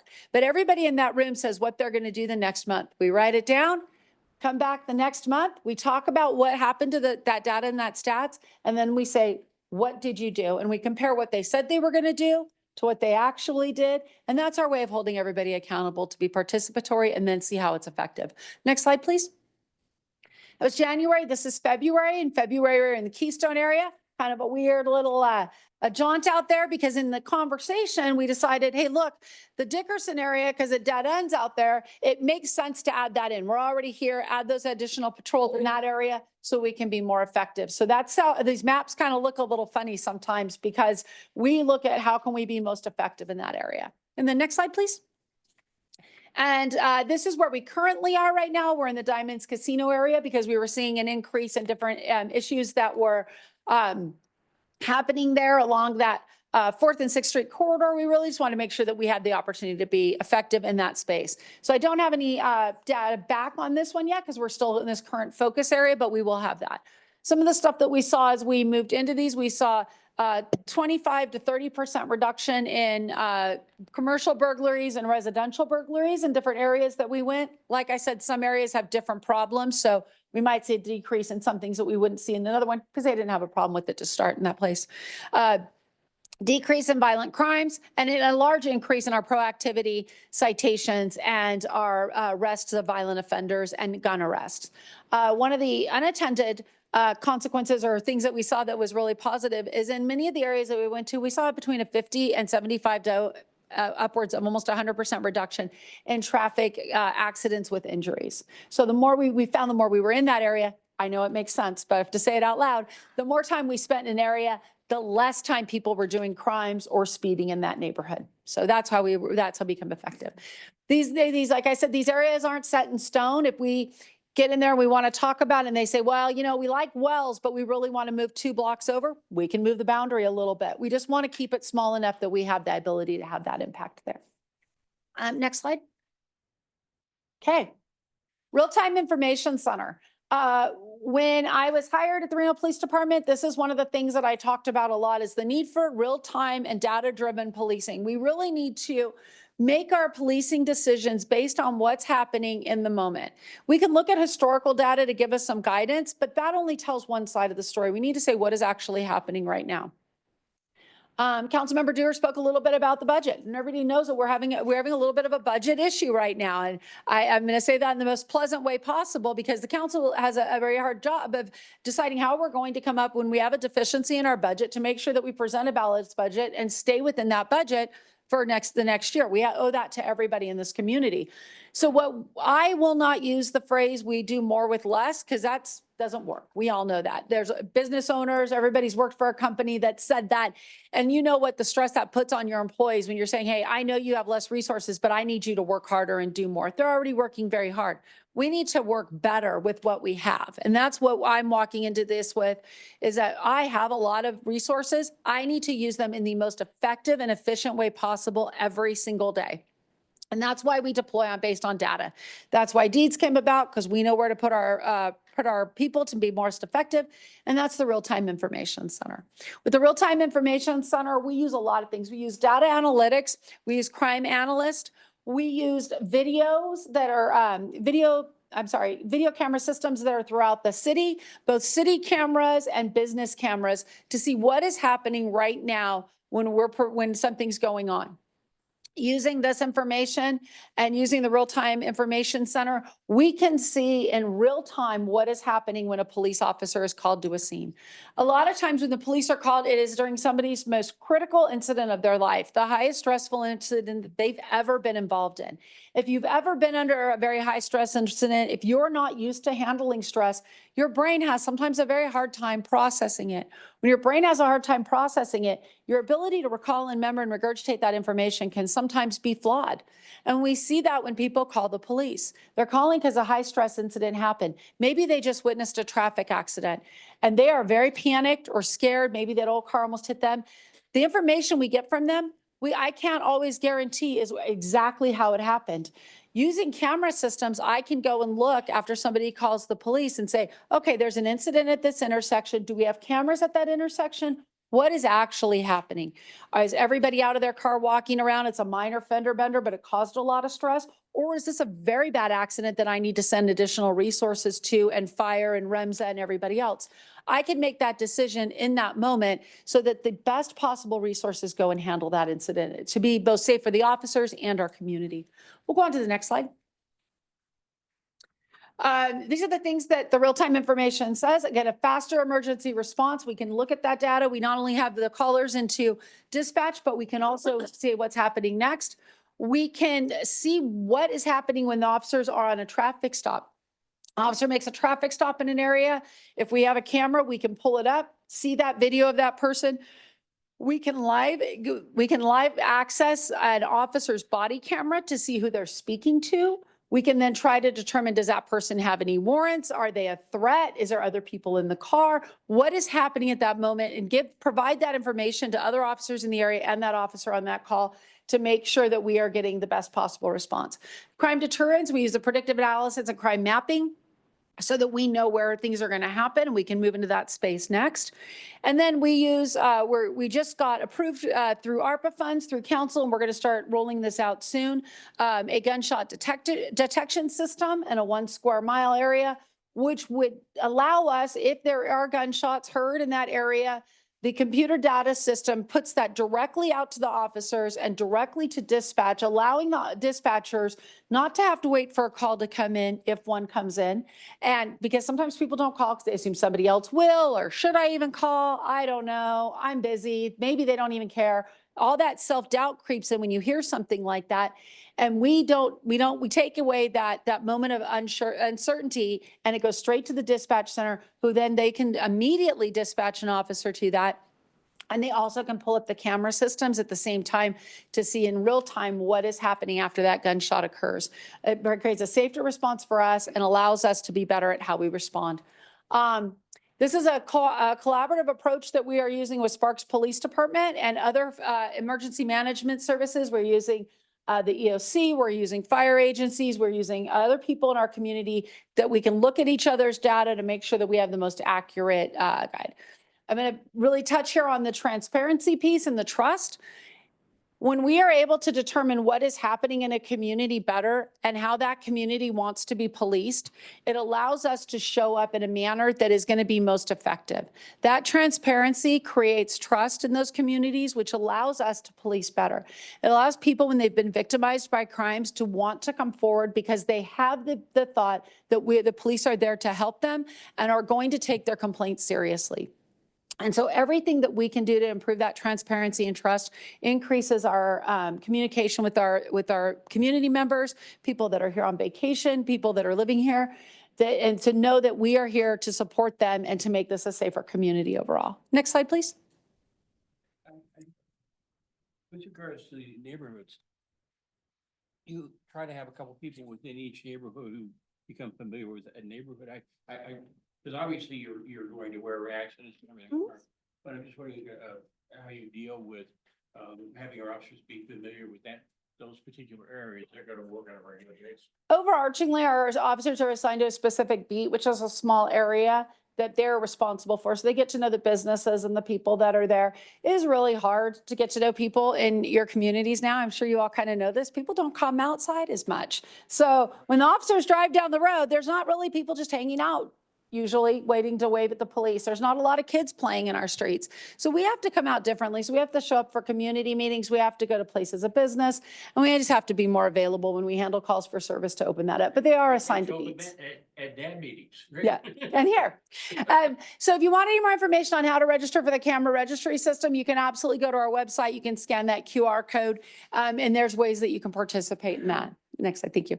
And then one of the things I'm most proud of is, like I said, when I got here, we did not have a lot of plans. We had a lot of good ideas, but nobody really was there pushing everything and funneling it into one type of thing. Why are we doing the things we do? What are we going to continue to do? How can we do this better? So we came up with our operational plan. Worked really hard to align our goals of the police department with the goals of the city council to making sure that we're moving all forward in the same direction. Next slide. So what did we do with this? Well, we got a new mission, vision, and values. We're keeping our same motto, your police and our community. Those are our same motto. I am not ready to tell you what our new mission statement is because I haven't shared it publicly. So you're going to have to wait. I know that's a teaser, but it will be out soon. Our annual report is getting ready to come out. We're almost done with that, and it will be debuted there. And you guys can all hear what our new mission statement is. If I share it here, then I'll be in trouble because I leaked the info. But know that that's what we're working on. We really want to make sure that our mission statement is reflective of what our organization is doing, what we're capable of doing, and what we feel our community wants. We had a lot of community input as we went forward with this, and we went through to make sure that our mission, vision, and values all lined up with what we were doing, what we were able to do, matches what the council members' agendas are and how they're working through things, and then also what does our community want to see from us. Next slide. But these are our goals. I can share these. We're a police department. That's what we do. So our number one goal has to be proactive crime prevention and public safety. Can't be anything else. No matter what else we need to do in this world, number one, that has to be what we do. That's why you guys have the police department, is to be proactive crime prevention and public safety. That's what we want. We're going to do that in a lot of different ways, but really it is about making sure that all people in our community feel safe, respected, valued. We reduce crime and we provide safety and security with positive outcomes. Service-oriented policing, we want to make sure our staff is forward-thinking. When they go to a call for service or they see a problem, they are thinking 2 steps ahead of how we can stop that problem from occurring in the future. And we want to make sure that they're reaching out to the community members and using that help with them. Powered engaged workforce, we want a stable workforce, high morale. We want this to be a desirable place to live. We want to continue our recruiting efforts and we want to continue to hire and bring people in. Department efficiency, that's where we're not working more, we're working harder with less. We're doing better with what we have. We're making sure that everything we have is utilized in its best possible way. Next slide. Okay, I'm at the end. One thing that's not in here, I'm going to touch on it a little bit. Authorized strength of the Reno Police Department, 363 sworn officers, 146 full-time employees. The rest are professional staff members. We have 2 academies a year, July and January. So we are always hiring right before the academy. So right now we're at our lowest point, the lowest point of officers that you will see because we're getting ready to put people into the academy. I have 20 people in academy right now. I think I have 19, but 19 people in the academy-ish now. And then another 18 or 19 that are in the training program. Some of them are just getting out on their feet without a training officer. It's a very exciting time in their career. And I'm going to have 25 people in my next academy. I'm also hiring some laterals. So with that being said, I will be at what my authorized strength and are very close to it come the end of by July 1st when that academy starts, which I'm super excited about. That's one thing I want to touch on. And then I will take questions. I had something else I wanted to touch on. Oh, one last thing. How do we deploy resources besides deeds? How we decide we're going to do it? My traffic unit, gang unit, graffiti units, my CAOs who are my community action officers deal a lot with the homeless issues and different neighborhood problems. They almost exclusively respond to Reno Direct complaints. So if you send a complaint to Reno Direct and we tag the police department, my traffic unit especially works off three or four things. They go out to the deeds area that we've showed you what the maps are. They do enforcement there. They work areas that have high number of collisions or traffic fatalities. So they look at what are the stats, what's the data where people getting in accidents. Let's get out there and do some effective stuff to stop it. Reno Direct Complaints is the next one. They go out and that's where they handle stuff. So if you call and say they're speeding in my neighborhood, they're speeding here, they're speeding there. Both my traffic officers and our SAVE officers will go out and evaluate that area and do extra enforcement. And then the last one, because I have to do it, because I don't know if you know this, but those traffic officers that ride the motorcycles, their favorite thing in the world to do is write tickets. Wherever they go to write their tickets, it's their favorite spot. That's their fourth place in the day. And they divide those up equally throughout the day. So that's where they like to go. Now, that's not always any one of those places. So we let them make that decision on their own. So at this point in time, if you guys have any questions, Yeah. I'd love to answer So them. let me just say, we're incredibly grateful that you have joined our Oh, thank you. community, Chief Nance. I mean, you've brought a lot of energy, enthusiasm, and really the focus to really focus and put those plans into action. Like you said, lots of great ideas, but you are trying to focus the team on what's the most important. And we really appreciate that on City Council. What we're going to do now is, I don't know if there's any questions from our NAB. I know you're short on time. I am so- actually, yeah. Yeah, I know you are. So our morning, our earlier comments took maybe a little longer. So for the public, what I'm going to ask is that we have comment cards. And what I'd love to do, if you do have a question, we'll collect those and then we will get back to you with the answer from Chief Nance. But I'm going to turn to our NAB and see if there are any comments or questions here. I have a question. Okay. Hi, Donna Keats. You mentioned the 1 square mile radius on was it the gunshot? Gunshot detection, yes. I must have missed the punchline there. Is it based on people's phones or? Oh, no, it's You a have a set. system, right? It's a You system. said It's a set, the gunshot detection system is a set system that is deployed into a specific area Okay. with speakers and everything else. So it has nothing to do, we're not following any No, no, people that's around. what I thought. I just Yeah. was thinking, what did I miss there? Because I thought you said 1 square area. It sounded like a standalone tech thing, but then I got confused. Like, so you move it around to areas where you think there's problems? It's for the most part, going to be a stable unit. We are using the downtown area primarily right now. If we determine that it's not effective there, we can move it. We also have mobile gunshot detection platforms trailers that we can put in different places if needed. Okay, thank you. Yes. Appreciate it. Are there any other questions from the board? I have a question. We all have questions.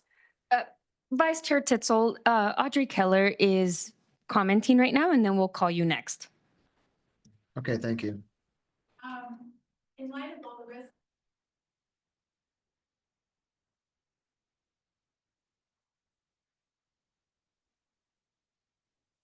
Could they have their own crossing guards? Could the police department help oversee the safety of the children coming back and forth from school and the parents that are doing biking and scootering and whatnot? Could that be implemented? For the schools, specific areas in the school zones, we do enforcement in those areas. We would not coordinate that. That would be the Washoe County School District Police that would probably be the ones to coordinate it. I have seen crossing guards at different schools, and I know that is coordinated through the school district police. They would be responsible for coordinating how that would lay out. We help them by doing, they have a lot of schools and not a lot of people. So we do help them by doing traffic enforcement in school areas if we're receiving Reno Direct complaints. But for every Reno Direct complaint we receive that's a school zone or a school crossing area, we also coordinate our response with the school district to make sure that we're not just doing the enforcement for a brief period of time that we're out there, but they can help develop a sustainable plan to ensure that if there is maybe a traffic engineering problem or they need different lights or they need crossing guards, they would be the ones to handle that. So we work with them, but we also do defer some of that back to them for that type of enforcement. But I would definitely encourage any of our community members that have in any school district, if you are seeing issues in your school districts, I just took one for a different elementary school. Definitely put it in Reno Direct. Reno Police Department Traffic Unit will start handling that problem. We will work with our traffic engineers to look at, is it their design flawed? What else do we need?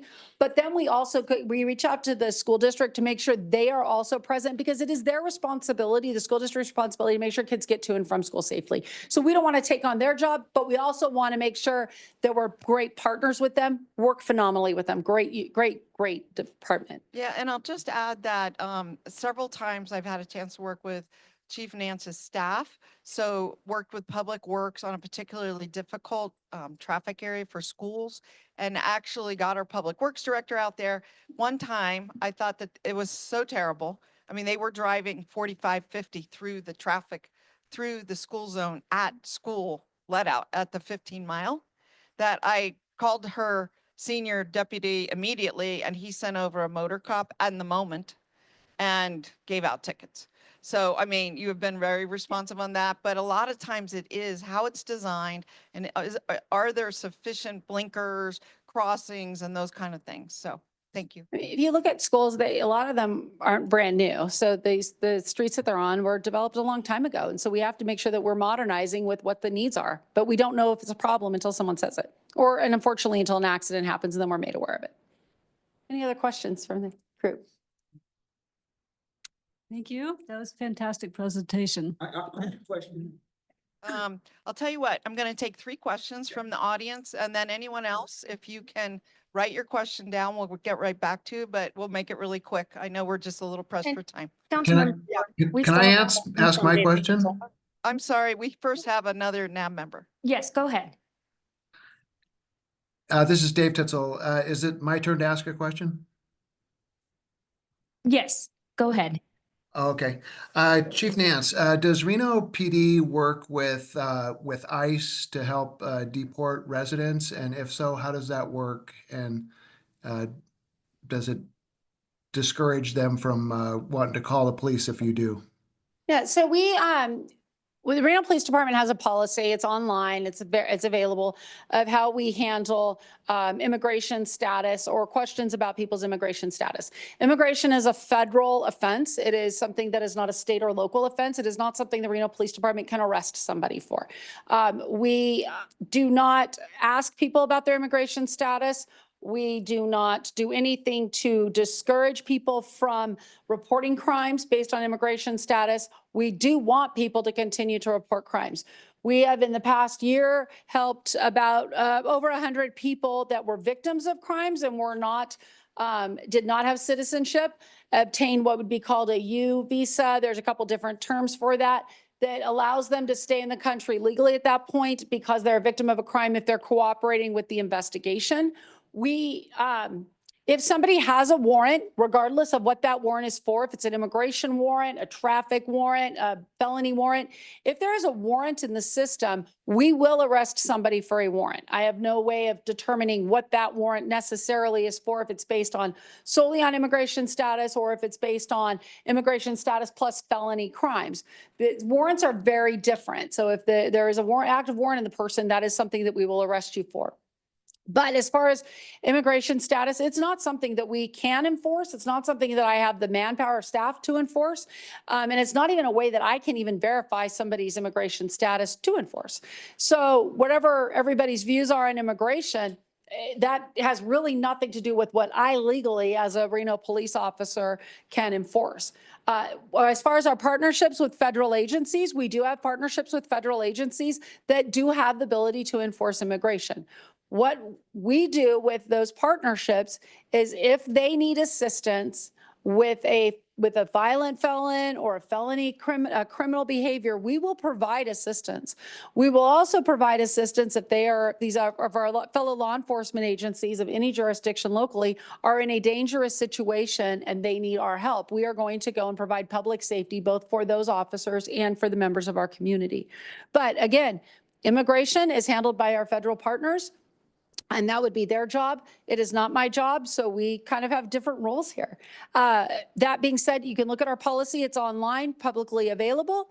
And we've done a lot of immigration forums. I think we've done 3 or 4 now, and a lot of media about this, really just trying to clearly define what is my role as a Reno police officer and what is our federal partner's role. And they're different roles, and we just have to understand that. Okay, thank you. Thank you. I know you're short on time, so we appreciate you being here. Again, And- any questions that you want to refer back over to me, we can provide We're that. gonna take 1 or 2 before you go. We're gonna wrap this up in 5 minutes. For me or for you? For you. Yes. If I heard you correctly, you stated you'd rather see video of an incident because witness recounts may not be accurate because of stress and other issues. My question to you is then why did not your officers, Smith and Bassett, review or even ask for home security footage of the April 2023 dog shooting in South Reno, even though your officers knew that footage existed? Instead, they took the shooter's word. Okay. I'm gonna have you hold on that. Thank you. I would like you to take that up privately. It's a specific case and I don't think it's appropriate to take up. Send me an email about it and I can respond. Yeah, but I do appreciate, I'm very sympathetic and understand where you're coming from on that one. And I have sent you things before. Okay. Is there any one last question for the group before we switch on to our next topic? Anyone? Okay, well, thank you so much, Thank Chief you. Nance, for being here tonight. Thank you, everybody. Thank you so much. Are you taking it? Okay, that concludes our business items. And I've now opened up, we did the board questions. So now we need to go to the development review projects. And next on the agenda is, I guess, C1, what you're all here for. Let's see if I can.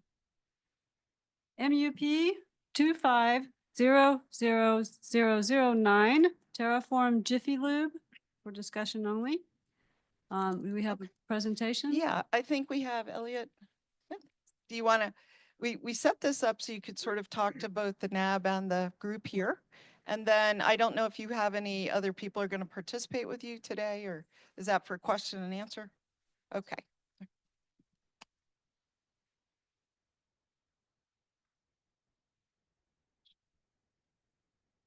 Good evening, Madam Chair. Everybody hear me okay? We good? Madam Chair, board members, and Councilwoman Dewar and residents, thank you for your time tonight. We appreciate you coming out. Just to address an item that was brought up, I believe Tristan Rodriguez is participating in this via Zoom. That's what he indicated earlier today.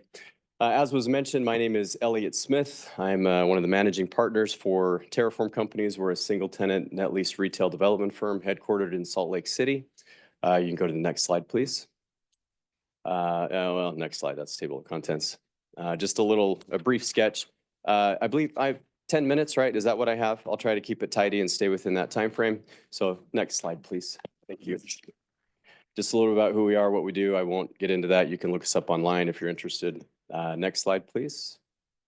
Those are some of the tenants that we've worked with throughout the years. We do build-to-suit development work for a lot of those tenants on a repeat basis throughout the country. And Jiffy Lube is a company that we do quite a bit of work with throughout the country. And you can leave it there for just a minute. I don't, just to address something else that was brought up, I don't work for Jiffy Lube. I'm not an employee of them. I have my own company with employees, and we do work for different tenants, like I said, Jiffy Lube being one of them. So I just wanted to clear the record there that I am not an employee of them. They are a client of ours. I'd also like to briefly introduce our local consultant team who are here tonight. If you guys like to stand as I introduce you, Sev Carlson, he's a land use attorney with Camper Kroll. Frank and Noah with Odyssey Engineering, they're our civil engineer for the project, and Chris Moltz with Heartfelt Engineering, our traffic engineer. These are all local consultants who live here in Reno. In the presentation, if you'll scroll to the next slide, it might be a couple of slides down. There's just an aerial. Everybody knows where it is. We don't need that. Much of the rest of the presentation are items that were already included in the submittal package to the city. I thought I would include them here just for ease of reference if we have to refer to anything. So there's this narrative letter. It just explains the project overview.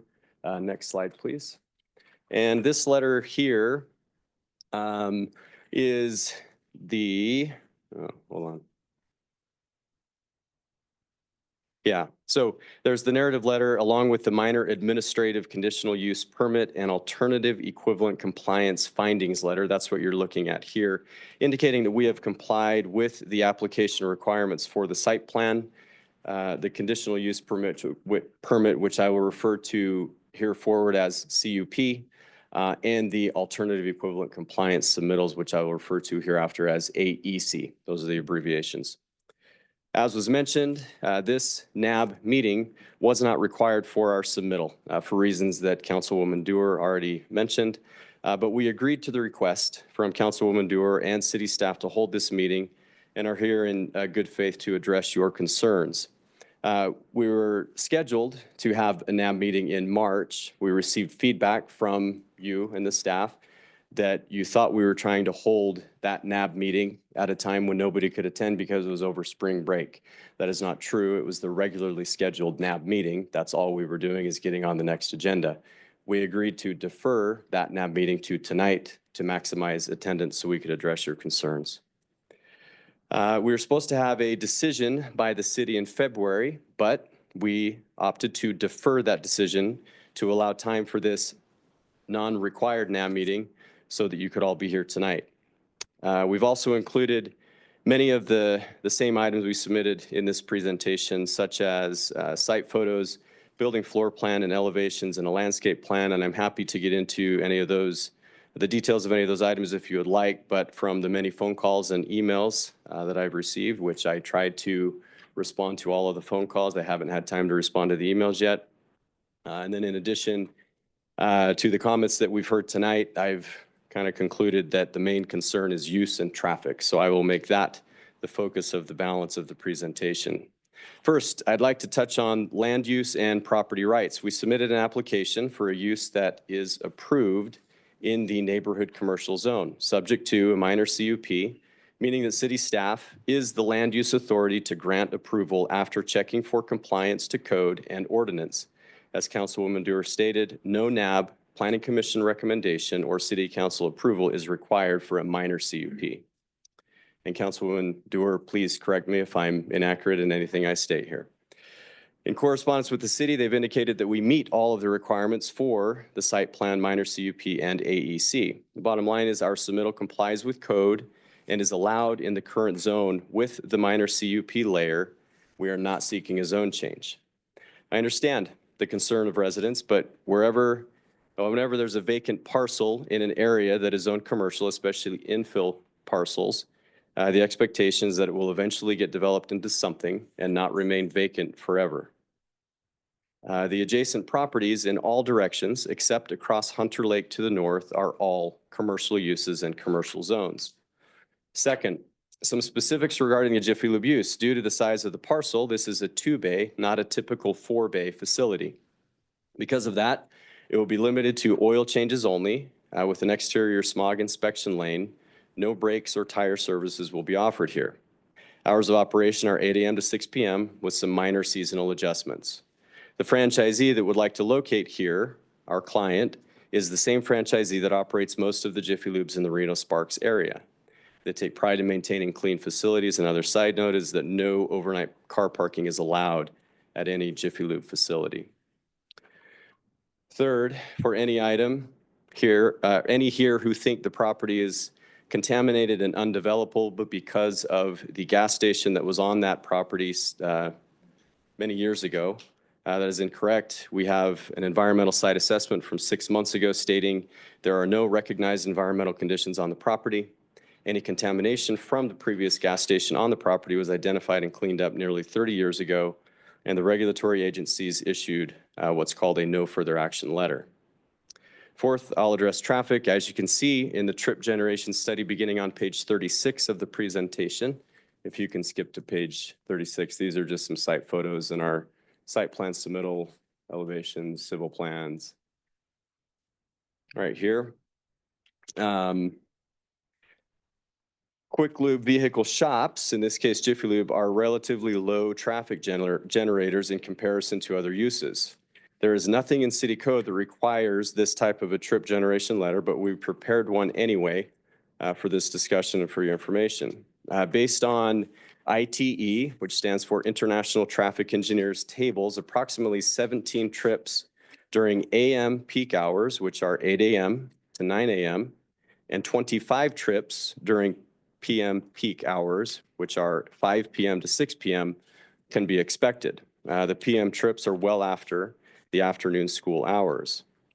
These are ITE table numbers, but actual numbers will be lower here as this is a smaller two-bay facility. As a side note, most of the Jiffy Lubes here in this market have 30 customers a day. That's it. This will probably have 20.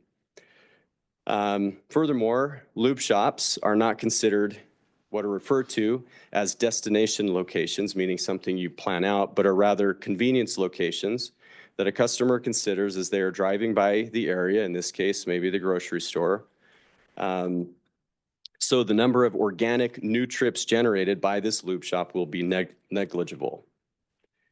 We complied with the city request to make the access off of Hunter Lake a right-in, right-out access only, ensuring that no traffic entering or leaving the facility is near any of the nearby school crossings. And as you all know, and has been stated, there are 15-mile-an-hour school crossing signs on all surrounding streets with flashing lights during school hours. Sounds like the flashing light time might need to be polished up a little bit. We also added striping and additional signage on the site to solidify and clarify the right-in, right-out movement onto Hunter Lake Drive. Fifth and finally, as a side note for comparison, a fast casual restaurant and a drive-through bank are both permitted by right in this zone with no CUP required. A fast casual restaurant of the same size as our building, 2,915 square feet, results in approximately 37 PM peak hour trips, and a bank of the same size results in 29 AM peak hour trips and 61 PM peak hour trips, significantly more than our proposed use. And again, those would not require any additional approvals. They're just approved outright. If traffic is the main concern, the data just doesn't support the concern. With the minimal added trip counts and relatively few cars that enter and leave a Jiffy Lube facility, queuing onto Mayberry isn't a concern like it would be with a different use. We've communicated with Raley's about the ground lease they have on the property, and they've agreed to terminate the lease and have not indicated that they need the parking to meet code.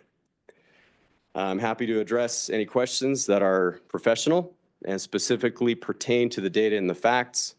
I acknowledge the concerns, but I also value property rights and land use rights, and we comply with the land use regulations for our submittal. And just to address a couple of comments that were made, in a jiffy, as their tagline states in their advertising, doesn't mean that cars speed into and out of the facility. It's referencing that once a customer arrives, they perform the work as efficiently as possible to minimize customer wait time. Thank you again for your time. Be happy to address any questions. Thank you, Mr. Smith. And why don't we, as always, we start with the NAB, and do you hand it over to you to see if there's questions? I'll take the first question. For the record, Donna Keats. You said that Rayleigh's has the ground lease and agreed to terminate the lease. So the Correct. property owner is someone else that's Correct. owned it for a long time that we don't know who it is. And Correct. has Jiffy Lube purchased the property, or does their purchase continue? Our firm is under contract to purchase the property, and that is part of our purchase and sale agreement with the current landowner to terminate the lease, which the landowner has negotiated with Rayleigh's. So now I'm confused. I thought you were a Jiffy Lube's consultant. Didn't you just say that you were Jiffy Lube's consultant? I'm a land developer. Okay, you're a So land Jiffy developer, Lube is so are Jiffy you- Lube is our client, so we will own the property. You will own the property. We will purchase the property. We will build the building. We will be the landlord. Jiffy Lube will be our tenant. We may decide to keep this property Oh. or sell it. That's interesting. So did you decide to haul in Jiffy Lube? I No, mean, is they that did. We go where tenants want to be. Jiffy Lube came to you and said, I like this corner? Correct. And you're going to be your company's going to be the owner of the property. Correct.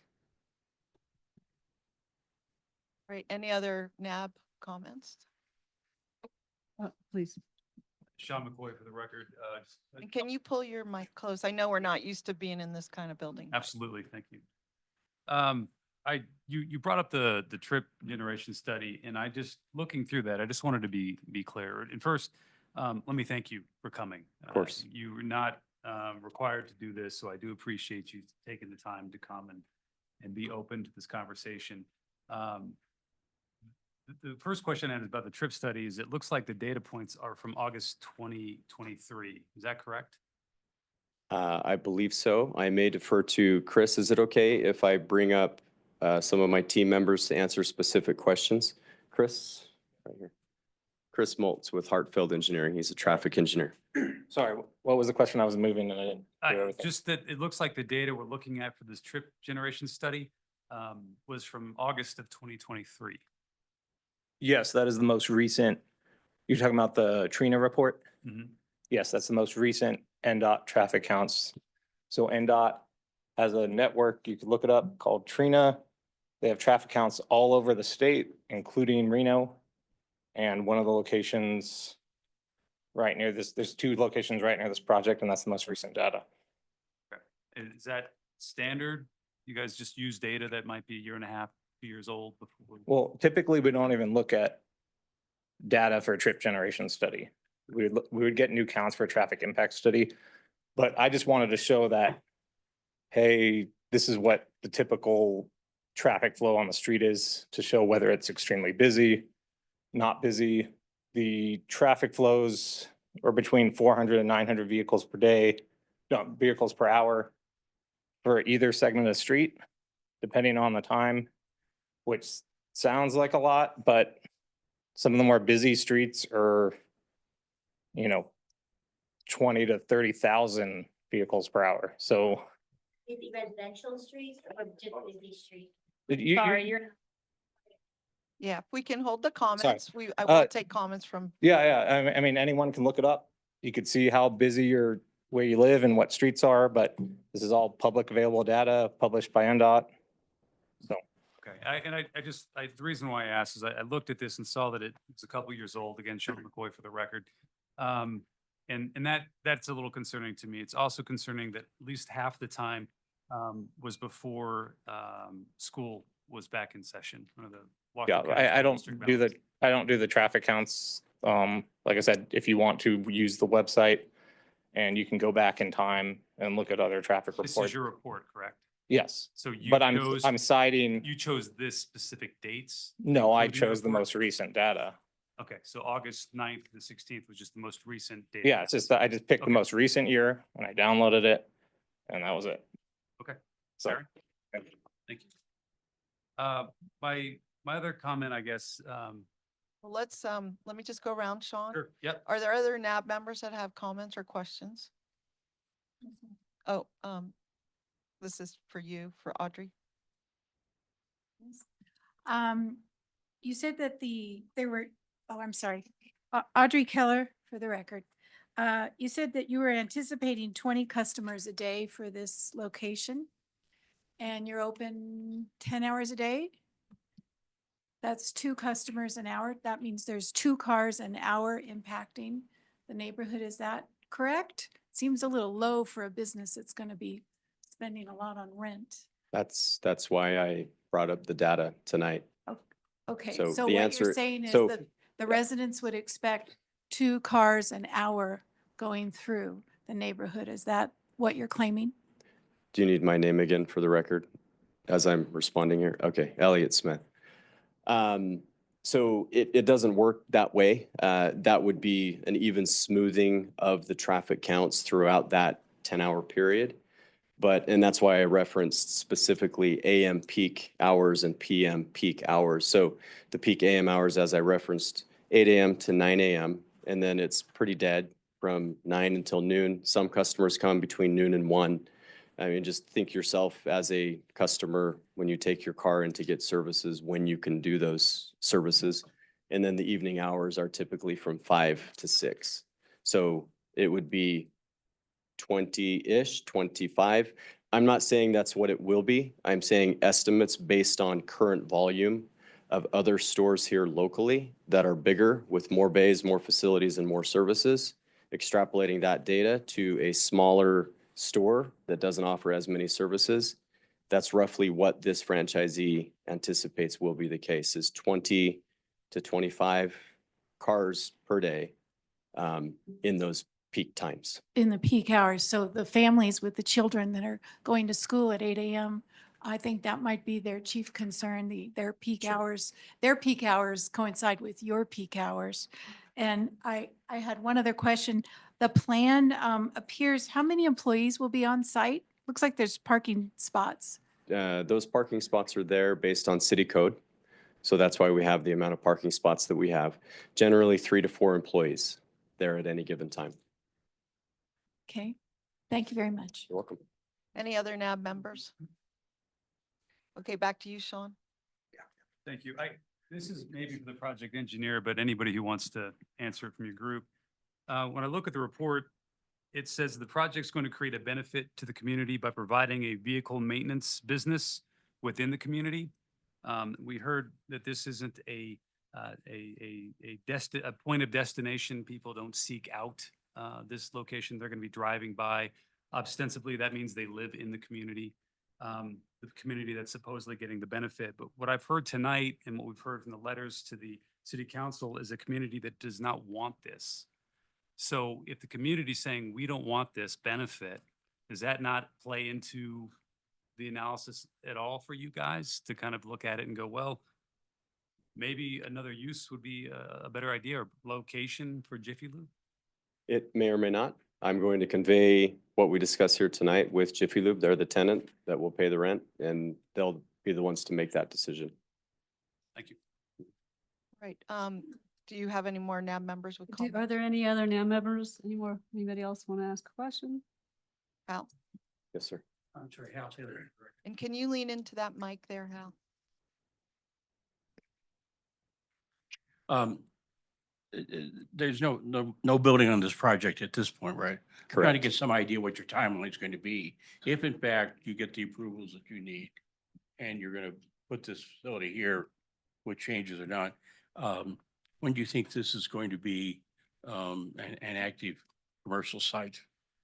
That's a great question. There are a lot of variables with the timing And for I approvals. understand that, and, you know. Once we have approval on a project, the typical time frame to commence construction is generally 4 to 6 weeks to obtain a building permit. And then the construction time frame for these facilities is generally 120 to 150 days. So 4 to 5 months. But as far as specific timeframes of when it would be open, I don't know. No, I understand. I'm just getting. Does that some address, steps. that address your question though? Yeah. All right. I have one more question. What was happening on the 18th? Someone in the audience, I believe, said that you expect to have something signed off on the 18th of this month, meaning at the end of the week? Madam Chair, if you could give your name for the record. I'm so sorry. Donna Keats for the record. What was that about? That you have an anticipated date for an answer from the staff?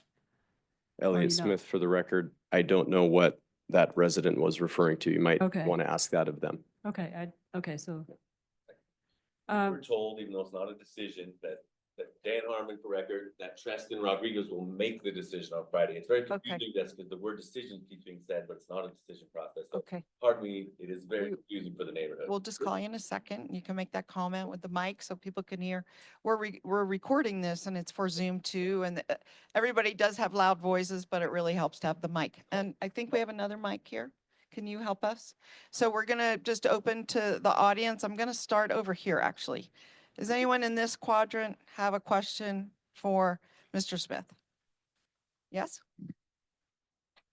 Kristen Wright, and I was just curious where the data was collected for the number of cars. So it didn't sound like it's this particular intersection that we're talking about.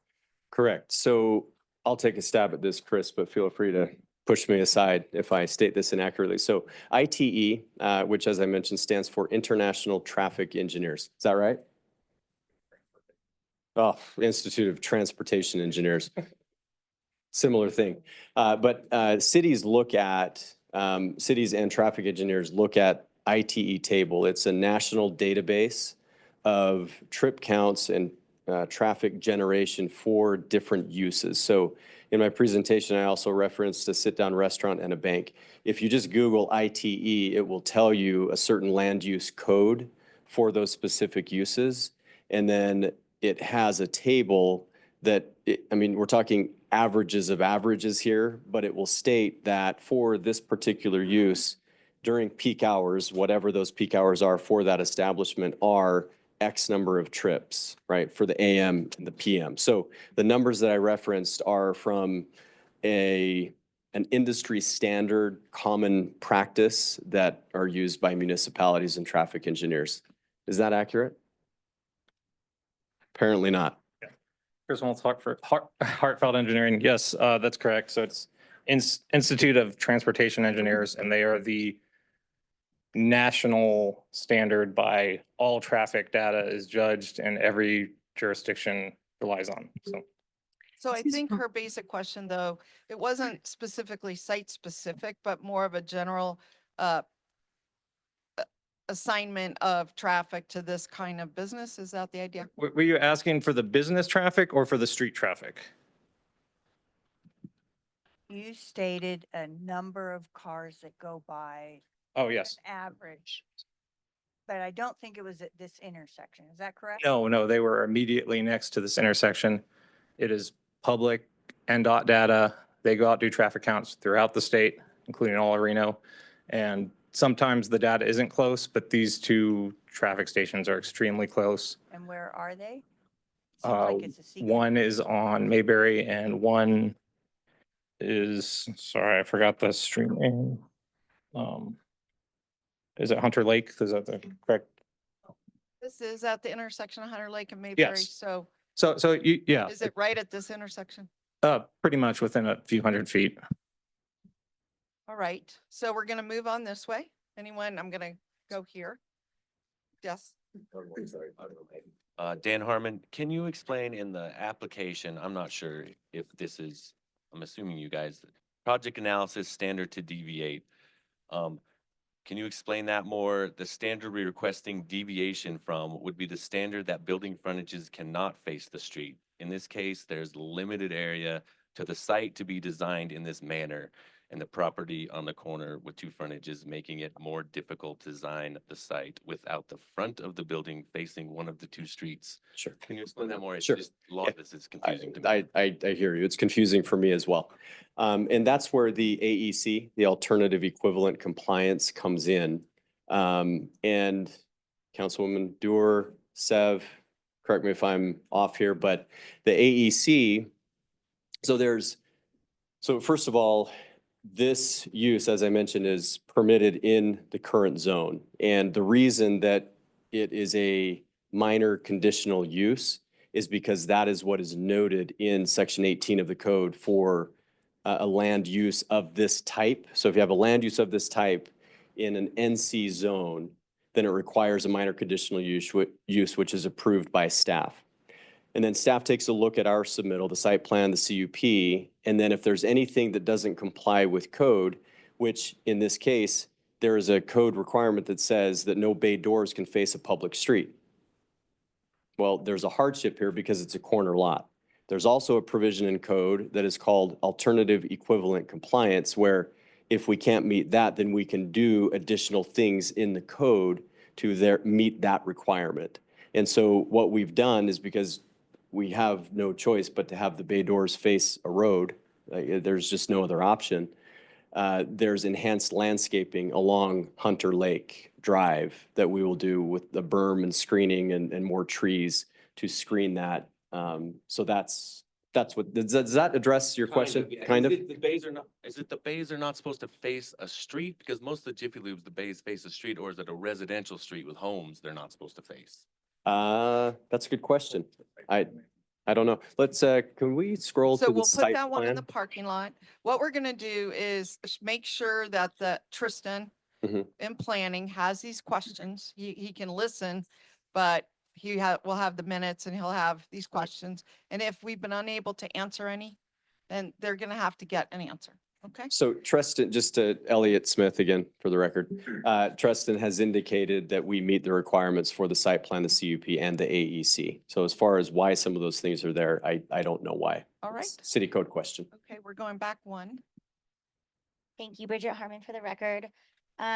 There's code 1804-1410 that mentions that your establishment is not to encourage traffic through adjacent residential properties. Mhm. And I'm just wondering what you guys are putting in place to avoid the U-turns and the corrections of people who are forced to turn right up a Hunter Lake, but want to go back to Mayberry, because if they follow the route, it's a 3-mile correction from Hunter Lake up to Plum to McCarran and back around again. So I don't know of anybody who would actually do that 3-mile correction. And I'm wondering how you're gonna have people avoid going through the residential streets to correct themselves or to make illegal turns or U-turns in that area. Unfortunately, there's nothing we can do on the public streets to enforce that. And we can't dictate potential customer traffic patterns. I mean, that's just a really difficult thing to predict. The thing that we are doing from a traffic control measure is, like I mentioned, forcing a right in, right out on Hunter Lake. So as they exit, they can only turn right. And if they want to come in there, they can only turn in there to the right. There's no left-hand movements out of the site. Elliot, let me ask you a question. Looking at the map up here, which the horizontal is Mayberry and the vertical is Hunter. You had said that you have to shield the business from Hunter, and you said you were doing that with trees, I think. But on this drawing, and it may not be representative, I only see these 2 trees in the corner and maybe 2 trees in the other. Were they planning to put a line of trees along Hunter Lake, or what was the plan there? Yeah, a line of trees and then a berm to get them up a little bit higher. A little higher? Mhm. Okay. Yeah. All right. Okay, continuing on. Ash Caselli for the record. Elliot, I want to commend you for answering the phone when I called, because course. most people probably would not have. I got a I lot wanted of to thank calls you from for that. 775 area codes Yeah. this week. Yeah, I figured, but I called late. I just have some things that I think are just common sense statements. I'm gonna back up because I wasn't ready for this photo. I did. It's Ash Caselli. That's cool. I'm just thinking of kids walking down the street and I'm looking at these beautiful trees and the raised berm that's gonna block the view of people from looking at the building. But in turn, it's gonna block an 8-year-old walking to school that's turning right on Hunter Lake with that tree on the bottom right.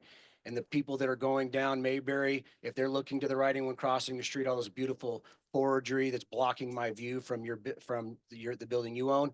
I just find that strange. I would like to know who the person that actually owns the Jiffy Lube component that lives in our community. I would like them exposed. I think that we should know who they are. Maybe we should talk to them about what's going on in their neighborhood and maybe understand what's going on in our neighborhood if they're a franchisee.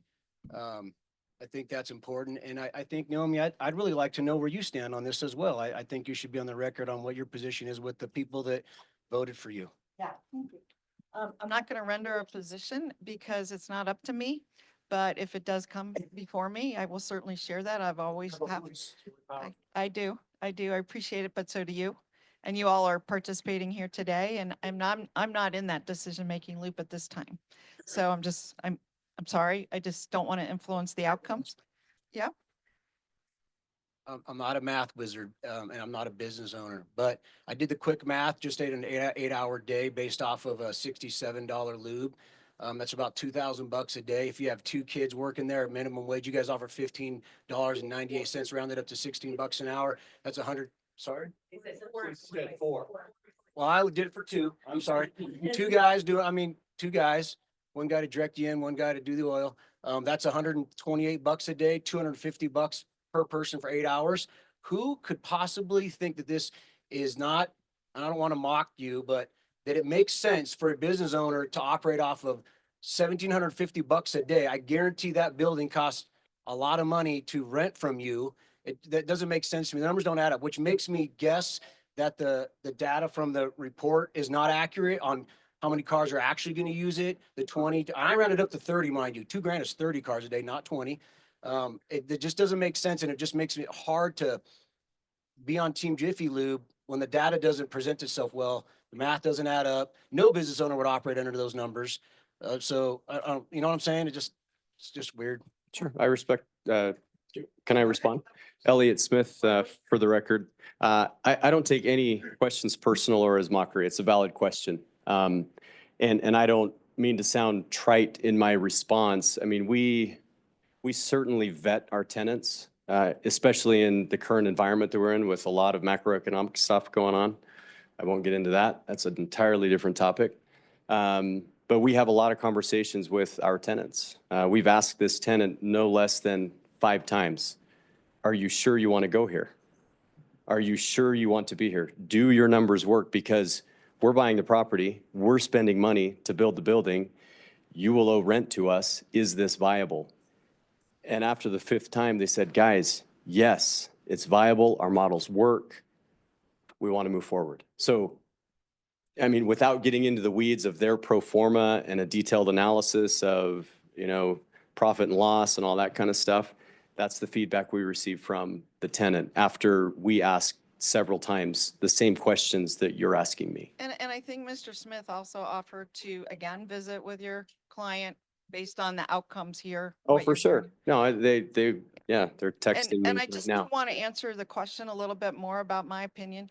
Whenever things come to the NAB, I'm not involved. I facilitate, but it's really input from the NAB at this point. And I'm just respecting our process that we've had and I've done for almost 11 years. So when it's my time to speak and decide, I will, but I'm just sharing.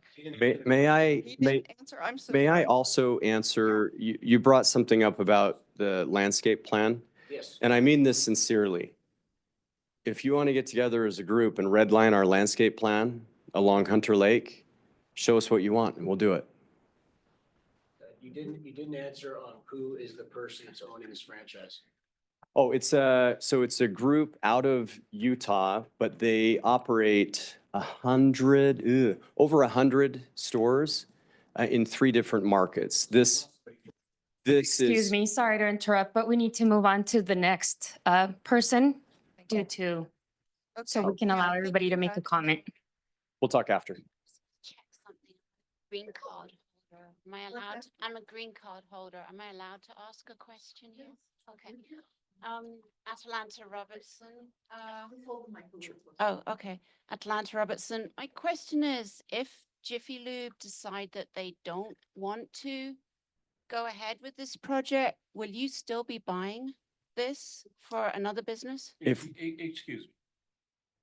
I'm a member of the NAB. We're here to deal with hard, in fact, we actually don't deal with these kinds of business decisions. That's what's the part. We want to know traffic, safety, all the hard core things. I think it's inappropriate for us to get involved in this kind of discussion.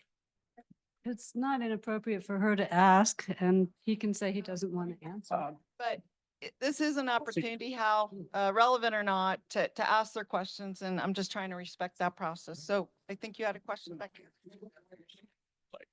Brittany Fastinetti. First off, I do want to respect your time today.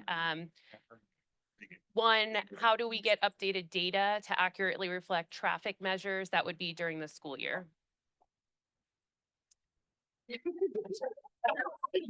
This is Chris Maltz, Heartfelt Engineering. You would have to contact NDOT and tell them to not do their studies in August and do their studies for this intersection at another time.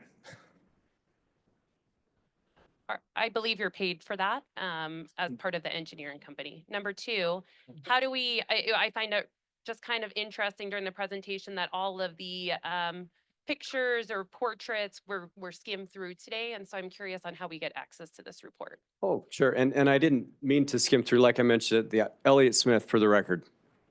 Like I mentioned, I included all of this, but just based on the comments I've received here and throughout the week, I concluded that the main concern was use and traffic, not the granular details of the site plan. All of this is publicly available if you would like it. I emailed Tristan Rodriguez and he can get a copy to you.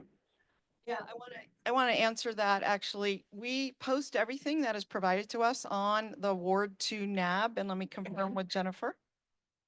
If you go, Jennifer Alvarez, Council Relations Liaison for the record, if you go to reno.gov/meetings, you will see all the agendas and packets posted there that are held here in the city. So if you go to, for example, today's, if you were to go to reno.gov/meetings, you'll see under Ward 2 NAB, there's an agenda, which is just the 4 pages that I shared with you guys here.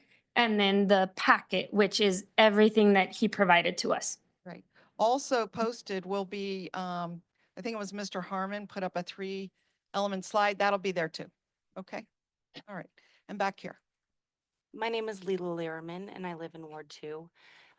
Mr. Smith, this might feel personal because you have heard personal outcry from our entire community.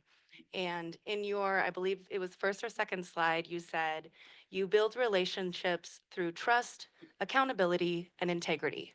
Do you truly believe that moving forward with this project upholds the values that you have provided to us?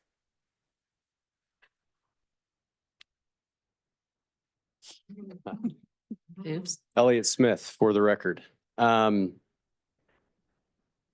an interesting question. In our business and the people that we work with, we do uphold those values. That's why I'm here today. If I didn't have integrity, when the city and Councilwoman Dewar reached out to me, I said, that's not required. We don't need to do it. So I believe that shows integrity and transparency. The fact that when we received accusations from the neighbors that we were holding the NAB meeting, we wanted to do the NAB meeting in March over spring break, false accusations that we did that intentionally, we offered to change the meeting time to tonight so that maximum number of people could be here. I think that represents integrity without question. So yes, and what we do for our clients and for the tenants that we work with and the cities, we are all about integrity and transparency. I answered and returned every phone call that all of you made to me. I haven't had time to respond to all of the emails because I've learned over the years to wait until I'm on public record to state anything, and I don't want anything that I respond to in an email to be used against me, which it has been in the past in the 25 years I've been doing this. So I try to respect public input and public comment, but at the same time, I have a fiduciary responsibility to the tenants that we work with, to our employees that work for me, and to my business partners. This is our line of work. And in my line of work, we do our very best to uphold those values. Moving around the room, in the back, and then we'll move through. Please follow up on that. One quick follow-up, please. Well, I mean, I just, you know, I have your emails as public record. wait a second. You can in a minute, but I do want to say something. That the comment was made that nobody accused him, but I did express to Mr. Smith that there were concerns that the meeting would be held when many people weren't here, and he was trying to respect that. So that's all. We're going to go back over here. We're circling back around. Don't worry. Hi, David Marlowe for the record. Mr. Smith, yes. Your company designed this plan for the Correct. building plan? Yeah. Correct. You really feel that this is safe for the neighborhood? Yes? I do. Will you take responsibility for any accidents that happen as a result of this design? Elliot Smith, for the record, I can't take responsibility for someone else's actions that have really nothing to do with me, with drivers and pedestrians. So no, I can't take that responsibility. I appreciate that. What are you going to do? What is your client going to do if there is a dramatic increase in accidents, including children getting run over into wheel wells and this kind of stuff that are, have you been to this intersection? I have. How much time did you spend Several there? times. I drove around there for about an hour this afternoon, and then I was out here several months ago looking at the site. Okay. I know you have a traffic engineer. In my experience, engineering is pretty precise by nature being an engineer. I don't think 3-year-old data is appropriate. And I think that you can pay someone to stand out there and do actual data counts. Because this is going to create a mess. Sure. Christopher Moltz, Hartfell Engineering. I think there's a big misunderstanding of the purpose of the trip generation letter. We did not do any traffic analysis of the intersection. I understand there's a lot of safety concerns with the intersection. I agree there's probably is speed limit issues. That is not the purpose of the trip generation letter. You need to keep complaining to City of Reno. You need to ask. I hear a lot of illegal moves that are harmed a lady and her child. You need to complain to the city police, ask for more patrols. That, I know, you need to keep it up. If all the hundreds of people, no, listen, if they had the outcry, if tomorrow all the people that complained about this project complained to the police and said you need to put speed enforcement, they would send people out all week. But the purpose of the trip generation letter is to look at what is allowed and compare that to what's being put in. So if they put a Jiffy Lube in, or let's say it doesn't work and someone puts in a quick serve, or not a quick serve, it was a quick turnaround restaurant. That's going to generate double the cars. So if you guys concerned about traffic, this is just a comparison to see if there's any additional mitigation measures from this use. So by right, people are allowed to develop on this property. This is a low trip use. We are using industry standard data. And like, that's not for me, is it? Okay. But It's saying you have 30 more seconds okay. on this question. Okay, but basically what it comes down to is, does this land use produce unnecessary risk versus another permitted land use that would not have to go through this process at all? And the traffic data using a national standard shows that it does not. It's actually going to show less cars coming in and out. And if you guys complaining are true, it's going to be even less than that. So you can pat yourselves on the back. So we're going to go right over here, and then I'm going to come right back here to Mr. Harmon, and then we're going to go right over here. So, ma'am? Hi, my name is Megan Dory. I'm just curious, since you've been doing this for 25 years, have you ever had a response like this from a community? Elliot Smith, for the record, yes, I have a couple of times. Those get built? They did. But they were not in Reno. We're going to jump over here. This is just one more comment about, someone asked a question about showing up and not to say you weren't going to show up at all or that you don't care, obviously, but, you know, your emails with Treston Rodriguez, the project planner, our public record, and it seemed like he was insisting or encouraging you to show up to this meeting. It would be a good thing for you guys, just to put that on record. Not that you weren't going to show up, but, you know, those emails are very encouraging from Treston, you know, you should show up. It's you know, it would be a bad thing if you didn't show up, you know, et cetera. So just to put that on record, not that you weren't, though. I'm not accusing you that you weren't going to show up, but you were encouraged a lot by Treston in a lot of ways. Councilwoman Dewar, can I just comment on that? Please. Sev Carlson for the record. You know, that's a valid comment, but I would say we're at a point in the city where staff regularly encourages applicants to reach out. Again, we're not obligated under the code for this application.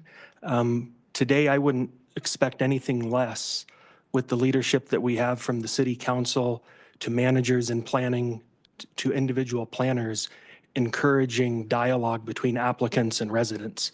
That's not unique. So I appreciate that Treston reached out. I'm lucky enough to have a client who has done this before and is willing to spend time listening to your concerns. But ultimately, when we look at land use decisions, we're balancing competing policies under the code. And it's not a matter of true winners and losers. It's finding how do we protect individual property rights for residents? How do we protect individual property rights for developers? Great, thank you so much. Very well said. And I'm going to go right here. Yeah, Joe Panicaro. I spoke to you, Mr. Elliot Smith, on the phone last Friday, and I discussed the safety concerns of this project. And I asked that Jiffy Lube withdraw its application. You were pretty silent, okay? Never asked me any questions. Seemed to me to be very disinterested. And you were unpersuaded. Now, my questions to you excuse me, and I believe your traffic engineer and both you and he keep mentioning that there's other businesses that are by right businesses. Jiffy Lube is not, right?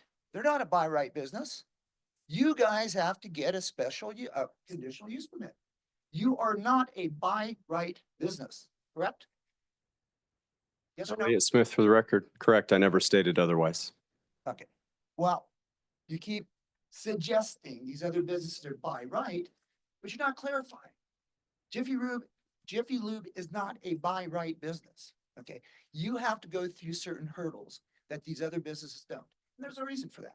Now, the other thing too is you mentioned that Jiffy Lube and yourself, you're gracious enough to extend this neighborhood advisory board meeting.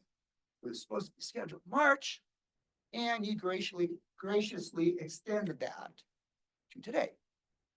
Now, my question to you in that regard is, I was informed by Tristan Rodriguez on Thursday that he and his planning manager will make a decision on your application on Friday, the 18th. So my question to you is, are you going to graciously extend the time to make that decision in light of all the comments you heard today, and give yourself and Tristan and his planning manager time to digest everything and research it and ask further questions? So are you going to graciously extend that decision period? Elliot Smith, for the record, you asked a couple of questions in there. I'll address the last one that you asked. That is a question for Tristan, not me. Right. This was directed to you though. Right. I understand, but I cannot answer on behalf of the city. So Their timing is their timing. I don't dictate when they approve things or not. Okay, yes, yes, we do. So there was, you had a question, sir? Plaintiff wants me to ask the question. Data ID. I understand. I understand. So we got an application, you've asked questions, they're asking questions, hopefully that some of them are informing your comments. Yeah. William Zollers, for the record. I understand your position. I know the city's position because I've been in that position many a times myself back in Pennsylvania when I was on a board. My wife thinks everybody drives with their eyes closed. So don't ever ask her to ride with you because she's a real problem, I'll tell you. But her biggest concern is the people who are turning right from Mayberry to Hunter. It's only 31 feet from your driveway exiting Jiffy Lube. And they can turn on red and there's 292 cars going there in 1 hour.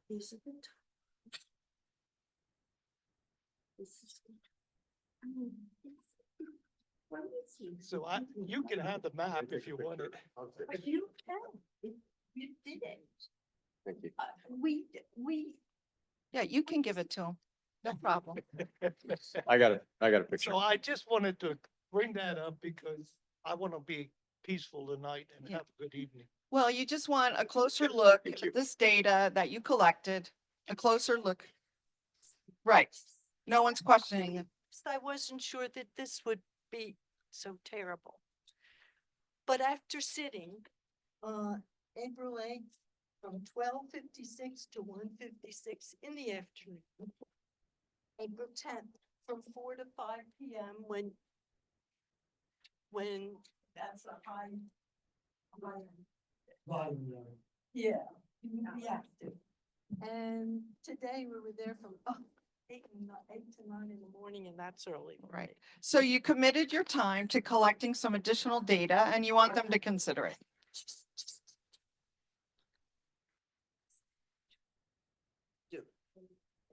Turning from Mayberry around your beautiful, I love the idea that you said, there's a lot I love about what you want to do, but not there. Okay. The traffic is crazy.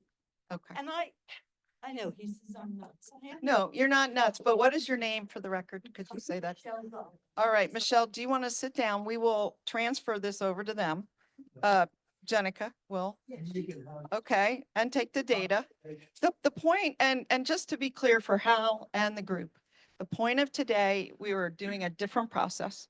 And the process was to have an opportunity for the public to express their viewpoints and concerns and get some questions answered.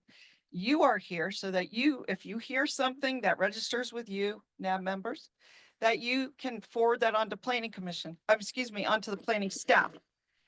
They also have the ability to send that to the planning staff. So we're doing a dual process here today, and I'm sorry it's a little different than we usually do, but I would just ask you to bear with me. We're about to round up.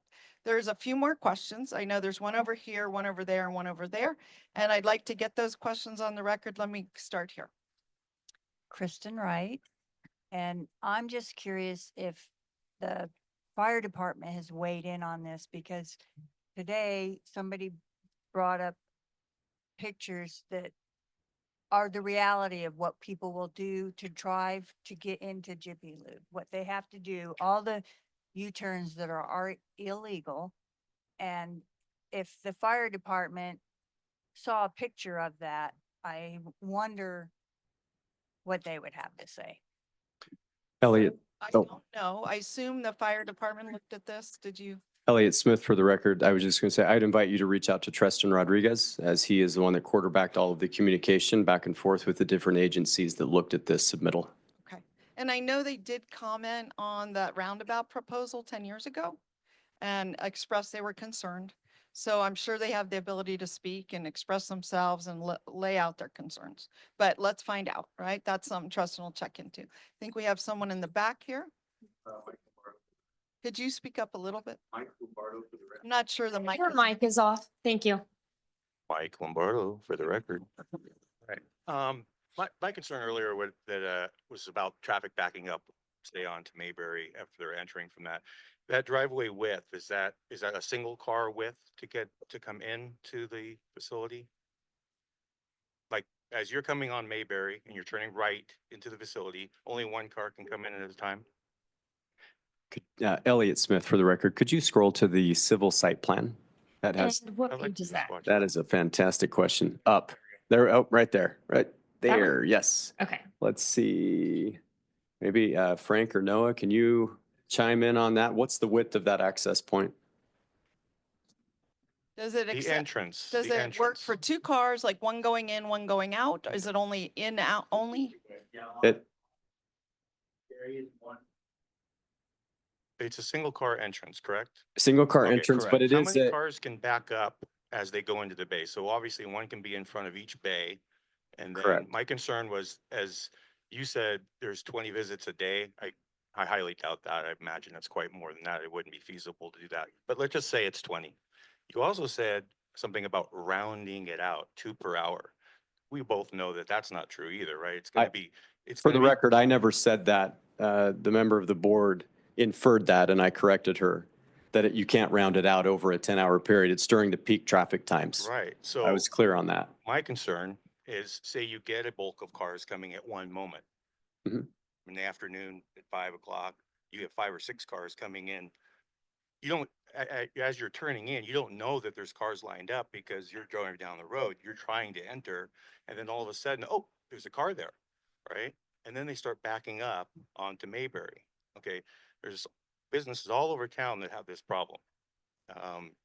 Every one of the people in here have dealt with the Dutch Brothers, the Starbucks on Mill, the Keystone, Jiffy Lube or whatever it's called over there, that always backs up onto there, and you can't make a right turn because there's the back end of a car into traffic. So my concern is you start to have these kinds of issues, and then also with the egress. You have the egress, I don't know how much you could see to the left as you are pulling out. And as this lady mentioned, there's 31 feet, sounds like, if she measured correctly. Anyway, if you could address some of those questions. Sure. Elliot Smith. So turning in off of Mayberry, there you can have 2 cars in the bay, right? And then we have it so you can have a 3-car stack behind each bay. So that would be 6, 7, 8 cars on the property at the same time. Okay, so Parking spots, or how big are those? the parking spots are generally, I don't know exactly what Reno code is, but 18 by You 9. could get 8 cars back there. No way. Okay, so I understand you're disputing his perspective, but that is what they've designed it for. And what I'm gonna do, we're coming in on 8:30. And I'd like to take just a few more questions to round this out. We still have a little bit of process to do. The NAB members have to write their comments either now or email them in by tomorrow so that the staff can review their comments as well. So is there anybody who hasn't had a chance to speak? And we'll come back to those who have had a chance, but is there anyone who hasn't had a chance to speak yet that would like to speak? You have spoken, but I'm just saying, is there anyone that would like to speak hasn't spoken? Okay, seeing no hands, we're going to give one final round to those that have spoken. Miss, right behind you. Bridget Harmon for the record. I think it was Sev that mentioned that part of your job was to protect the property for the business as well as for the residents. And I'm just wondering what it is that you guys are doing to help protect all of this stuff for the residents. I can see what you're doing for the businesses, but I'm wondering from the resident side, what it is you're doing to protect our property, what it is you're doing to justify changing the codes to make this minor use permit. And Bridget, I appreciate the question. And for the record, Sev Carlson, Bridget and I went to high school together. Her mother taught me. Her sister was in my class. I think the world of her family. I have to say it's not, I want to clarify this. It's the policy of the city, and it's the policy generally behind all land use and zoning codes to balance property rights. It is not my job as an advocate, as a lawyer, and I'm hired. I'm here to advocate for my client's position under the law. The code has inherent conflicts in it. Like a planning document, the master plan, and we're not dealing with the master plan amendment, but you have hundreds of master plan goals. One of those goals is infill. This is an infill site. The master plan also has other goals of not increasing traffic in neighborhoods. But inherently, if you are going to develop an infill site, that means it's all developed around it. Inherently, bringing something to an undeveloped site will increase traffic in the neighborhoods. So the city is left with balancing those goals, protecting the existing users, right? Those who are already there surrounding the infill, and also affording an opportunity for a property owner to develop an undeveloped site 10 years, 20 years, 30 years down the road, to have a change in use down the road. And the reason the city needs to have that balance comes down to takings. If a city so constricts an undeveloped site to where it doesn't have to be undevelopable for a taking to be triggered under the law, it can be reducing what can be developed there could be enough for that trigger. And I'm not saying that as a threat. I'm saying that as that is the policy, that is the underlying framework for land use and zoning decisions throughout the country. And so we have to balance those. The city has to balance. We have zoning. This zoning requires a minor conditional use permit for this use. There are other uses that could generate more traffic that would not go through this process. They would go straight to building permit, as Councilwoman Doer said earlier on. So the protection is really under the code. And that code can change, but we're operating through what does the code provide? Can we meet those standards? We're on a corner. Can we deviate from the standard? How do you deviate from the standard? You have an alternative minimum compliance. Thank you, Seven. Would you say that this project is in under a minor CUP because of the drive-through? Is that the thing? I said earlier residential adjacency, but I think it's the drive-through. Do you know? Yeah, it's just listed in the land use code. It's not as based on, a- right, it's based on the use. So like a gas station is like a gas station, a Jiffy Lube, a lube, an oil change, those Right. kind of things require. I thought it was because of a drive-through, but I appreciate that. It's, yep, it's just the use, it's the automotive type of repair. use. Whereas, for example, if you had, not saying it could fit on the site, a child care center is permitted as a matter of right. Gotcha. A sit-down restaurant is permitted as a matter of right. Okay. But the auto care requires the minor conditional use permit. Gotcha. You could have another use that just requires a conditional use permit, which planning commission is the final Yeah. decision maker Versus a there. minor condition. Right, where staff is Okay. the decision maker on the All minor. right, thank you. I think we had one last question here. And we'll also take your question here. And then we're gonna call it a night, but go ahead. Kelsey Martin. These can be pretty straightforward, yes or no. You don't live here. I understand you don't work for Jiffy Lube, but you've heard the community's concerns. One, would you want your kids to walk to school by this Jiffy Lube? Two, would you want this Jiffy Lube across the street from you? And three, I can't imagine you're in the business of leasing buildings to businesses that might go under, but what are you going to do with the space if it does go under? I prefer not to address any of those questions. I prefer not to address any of those questions because I don't think it's pertinent to what we're talking about here I today. think that's a very personal question and he is a hired consultant. And he has clients and I think, we have to leave some of the personal out. And I think I'm so sorry, but I think our last one was right back here. And not a question, you guys are off the hook. Leela Learman for the record. I just kind of wanted to redirect. There was a whole lot of conversation about it could be worse, it could be worse.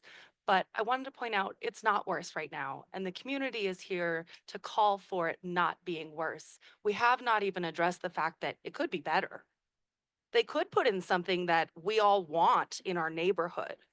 So I would like to remind everyone that it could be a good thing. We don't have to focus on it could be worse. Right, interesting perspective.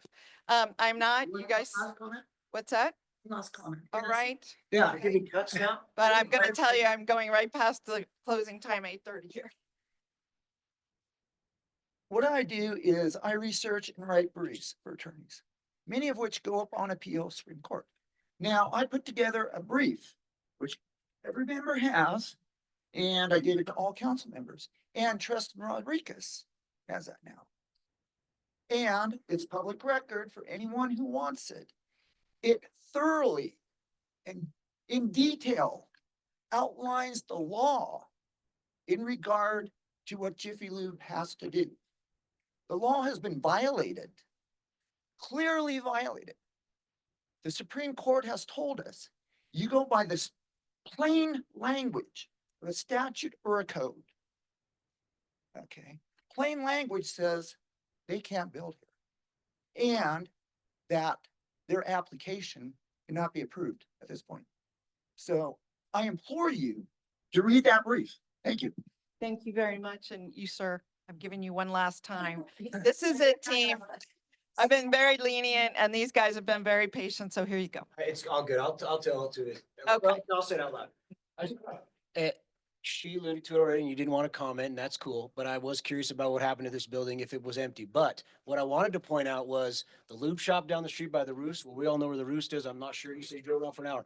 I've been on Hunter Lake for 20 years. And I think that place has been closed for majority of the 20 years I've lived there. And it's a lube shop. It's open again right now. Hopefully they do well. But it's something to bring up to your client that a quarter mile down the road, there's a lube shop and it's open and closed multiple times. I think it's worthy of noting.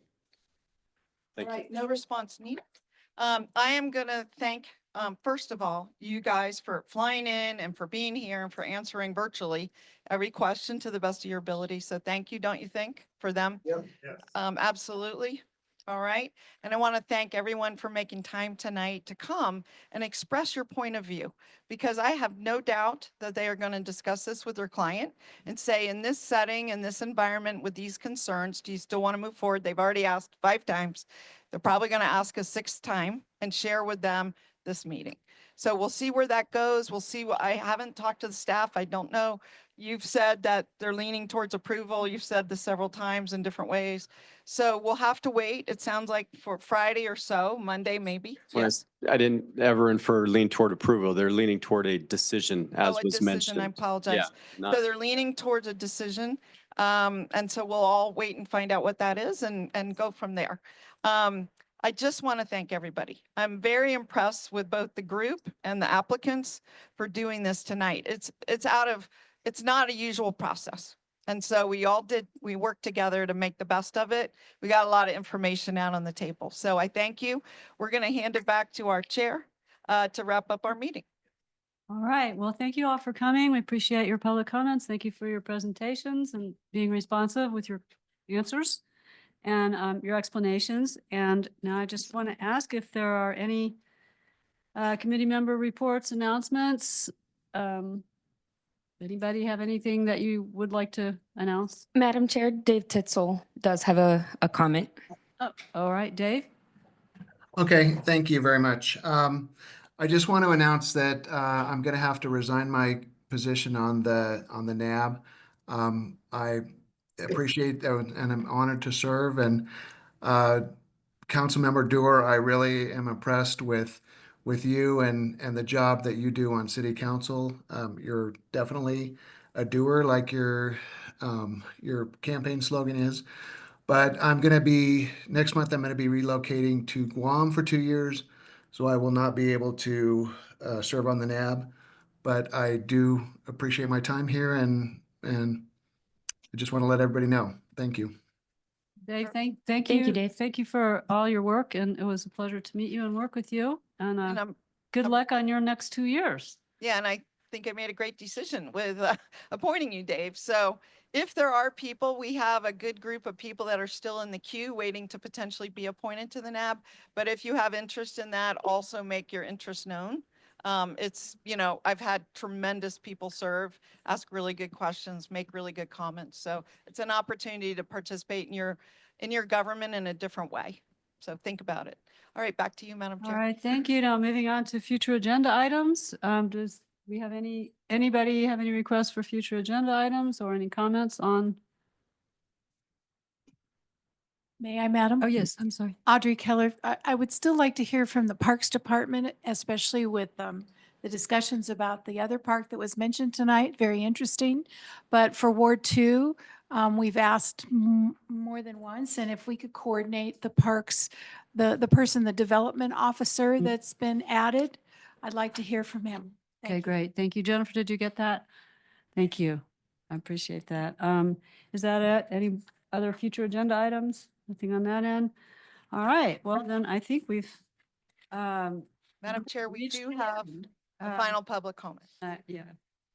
Almost. With some trepidation, I'm announcing that we do have final public comment. If someone didn't get heard, this is your opportunity, not in a colloquy, but just to make a final public comment, right? And you need to have signed up, and I think you did. And I wanted to make that comment too. If someone spoke here tonight and you did not sign a blue form, will you make sure you do before you leave? Just so we have your data and information. And I just want everyone to know that we are. to go up to a microphone. Sorry, Excuse me, one can you second. We state need your you, name, please? Oh, we need you to fill out. we a are form as having well. a protest on the site tomorrow at 5:30. So we would invite you all to come. We have extra signs. We're gonna have the news media there. We do not want this Jiffy Lube to go forward, and we're making a stand. Sandy Kelly. Okay. All right, thank you. Appreciate it. And now I'm looking to adjourn. Members of meeting. the public, I do have one registered public comment, Megan Dory. I'm wondering if you still want to make a Can comment? everyone just stay seated for 3 more minutes? We have one final public comment and then we'll empty out the room. Okay? Megan Dory, is she still here? Okay, thank you. And that was the only registered public comment. Okay. It's back to you, Madam Chair. Looking for a motion to adjourn. Yes, I'm now looking for a motion to adjourn the meeting, please. Sean McCoy, a motion to adjourn the meeting. Thank you. Do I have a second? Audrey Keller, second. Thank you. Motion passes, right? All in favor? Aye. Aye.